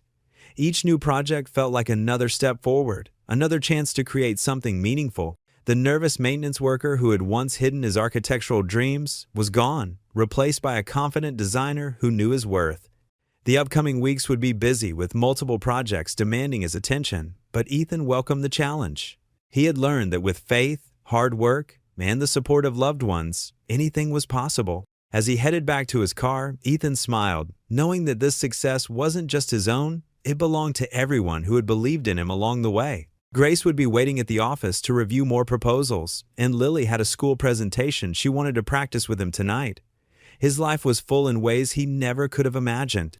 The memorial garden would be just one more testament to how far he'd come, but Ethan knew the real achievement wasn't in the structures he built. It was in the lives he touched through his work. The late afternoon sunlight streamed through the bay windows of David's new craftsman-style home, casting warm shadows across the hardwood floors. Ethan sat on a comfortable leather armchair, watching as Lily helped David arrange family photos on his wall. The sight of them working together, laughing and sharing stories, made his heart swell with gratitude. Grace perched on the armrest beside him, her hand resting gently on his shoulder. "Who would have thought we'd all end up here?" she said softly. "It's pretty amazing," Ethan agreed, covering her hand with his own. "David, that picture's a little crooked." David stepped back from the wall, tilting his head to examine the frame. At 28, he carried himself with quiet confidence, but his eyes held the same warmth they'd had when he was younger. "Thanks, Ethan. You've always had an eye for detail." Lily handed David another photo, one of all 4 of them at the Memorial Park's opening. "I love this one," she said, her voice bright and clear. "It was right after my surgery." "That was a special day," David replied, carefully positioning the frame. "Changed all our lives, didn't it?" Ethan watched as his daughter, healthy and vibrant now, shared another moment with the young man who'd given her a second chance at life. The bone marrow transplant had been successful, and Lily's recovery had amazed even her doctors. Grace squeezed Ethan's shoulder. "You okay?" she whispered. "Better than okay," he replied, "just taking it all in." They moved to David's spacious kitchen, where he'd prepared dinner for him. The smell of homemade lasagna filled the air, and Lily immediately went to help him set the table. "The firm's lucky to have you back," Grace told her son, pride evident in her voice. David had recently accepted a position as head of their charitable foundation. "Well, I couldn't stay away," David replied, sharing a meaningful look with Ethan. "This town's home now, plus someone needs to keep an eye on these two." He gestured between Ethan and Grace with a grin. "Very funny," Grace said, but her eyes sparkled with happiness. As they settled around the table, Ethan marveled at how natural it all felt. The conversation flowed easily between them, punctuated by laughter and comfortable silences. Lily talked about her plans for high school graduation, while David shared stories about his latest community project. "Remember when you first started at the firm?" David asked Ethan. "Mom wouldn't stop talking about the mysterious maintenance man who saved my life." Ethan chuckled. "I remember being terrified I'd lose the job. Never imagined I'd end up designing parks." "Or falling in love again," Grace added softly. "Or that," Ethan agreed, meeting her eyes. Across the table. After dinner, they gathered in David's backyard. The evening was mild, with a gentle breeze rustling through the trees. String lights twinkled overhead, creating a magical atmosphere. "I've been thinking," David said, his expression turning serious. "What if we started a foundation, something to help single parents dealing with medical crises?" Lily's eyes lit up. "Like what happened with Dad?" "Exactly," David nodded. "We could offer financial support, guidance, maybe even partner with local hospitals." That's incredible," Ethan said, emotion thick in his voice. Grace reached for his hand. "It's perfect, David. A way to help others find their way through dark times." "Well, I learned from the best," David replied, looking at Ethan. "You never gave up, even when things seemed impossible." They spent the next hour discussing possibilities for the foundation, their excitement growing with each new idea. Lily contributed her own insights, drawing from her experiences as a patient. When the evening grew cooler, they moved back inside. David brought out photo albums from his childhood, and they gathered around his coffee table, sharing memories and filling in gaps from their years apart. "Look at this one," Grace said, pointing to a faded photograph. "This was taken right after the hurricane." Ethan leaned closer. The image showed a much younger version of himself, muddy and exhausted, holding a toddler David in his arms. The memory of that night, the howling wind, the rising water, the desperate search, came flooding back. "You saved more than just David that night," Grace said quietly. "You gave me hope when I needed it most." Lily snuggled closer to her father. "And now we're all together." David closed the album gently. "That's what family does," he said. "We find each other, no matter how long it takes." The words hung in the air, carrying the weight of their shared history and the promise of their future. Ethan looked around at these faces he loved so dearly, his daughter, healthy and happy, David, the boy he'd saved who grew into a remarkable man, and Grace, who had brought light back into his life when he'd thought all hope was lost. Later that evening, they gathered for a family photo. As David set up the timer on his camera, Ethan stood with Grace on one side and Lily on the other. The flash captured them all smiling, their joy evident in their relaxed postures and bright eyes. "Perfect timing," David said, checking the image. Just as the sun was setting, Ethan felt Grace's hand slip into his, and Lily's arm wrapped around his waist. In that moment, surrounded by love and acceptance, he felt the last pieces of his past finally settle into place. The weight of old guilt and fear had lifted, replaced by a deep sense of peace.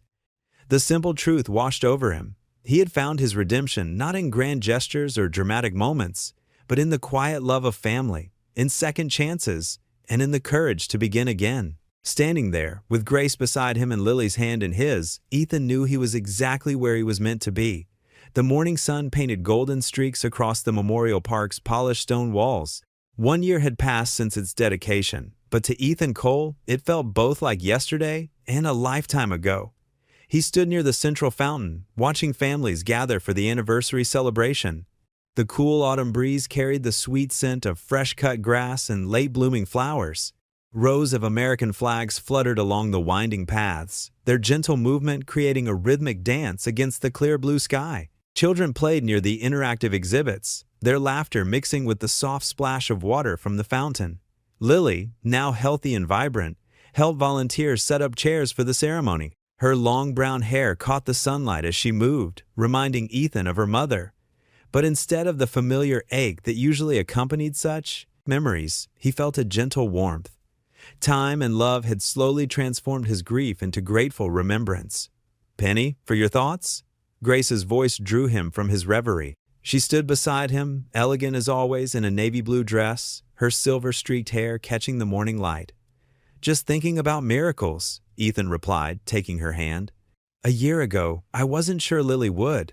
His voice caught slightly, and now look at her. Grace squeezed his hand. "She's flourishing. David told me yesterday she's thinking about studying architecture in college." "Following in her old man's footsteps?" Ethan chuckled. Who would have thought? They watched as David joined Lily, helping her arrange programs on the chairs. The young man who had saved Lily's life had become such an integral part of their family, it was hard to remember a time when he wasn't there. "Remember when I first saw you in my office?" Grace asked, her voice soft with memory. "I'd spent 15 years looking for the man who saved my son, never imagining he'd walk right through my door. God works in mysterious ways," Ethan said, thinking back to those desperate days when he'd worked 3 jobs just to keep Lily's treatments going. "Back then, I could barely see past each day. Just trying to survive, you know?" The morning crowd grew larger as more people arrived for the celebration. Many stopped to greet Ethan and Grace, offering congratulations on the park's success. The memorial had become more than just a tribute to fallen heroes. It was a symbol of hope and community healing. Mayor Thompson approached them, his round face beaming. "The man of the hour," he exclaimed, clapping Ethan on the shoulder. "Your design has put our little town on the map, Ethan. Tourism is up 30% since we opened." "It's the community that made it happen," Ethan replied modestly.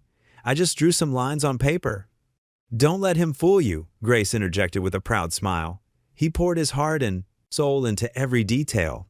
The mayor nodded in agreement, and it shows. "Say, have you considered the expansion project we discussed?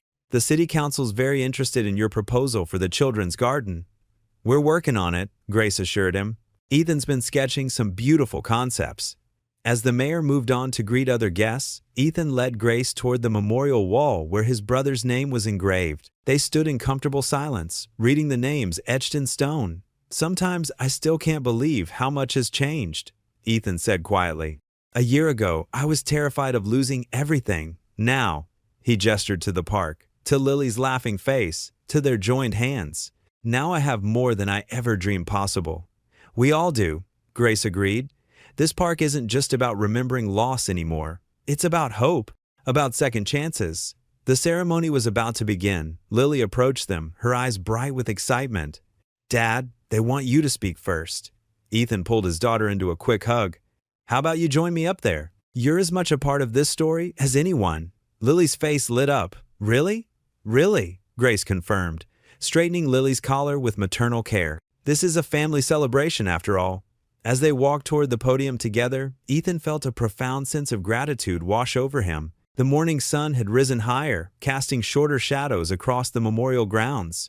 The fountain spray created tiny rainbows in the light, and the flags still danced their gentle rhythm in the breeze. He thought about the long journey that had brought them here, the sleepless nights, the endless work shifts, the prayers that seemed to go unanswered. Yet somehow, through all the darkness, light had found its way in. Through Grace's forgiveness, through David's generosity, through Lily's resilience, and through the support of an entire community, the crowd settled into their seats, faces turned expectantly toward the podium. Ethan stood between Grace and Lily, feeling the strength of their presence beside him.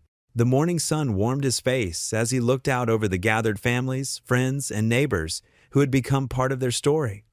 "1 year ago," he began, his voice clear and strong, "we gathered here to dedicate this park to our heroes. Today, we celebrate not just their memory, but the power of community, the strength of family, and the endless possibilities of love." Lily slipped her hand into his, and Grace's arm wound around his waist. Together, they faced the future, not as broken individuals, but as a family made whole through faith, forgiveness, and the miraculous power of second chances. What would you do if you were in their place? Comment your answer below, and let's see how you'd rewrite the ending. If you enjoyed the story of Ethan Cole, I handpicked the next story that you will enjoy. Please don't miss this one. Click here to watch it.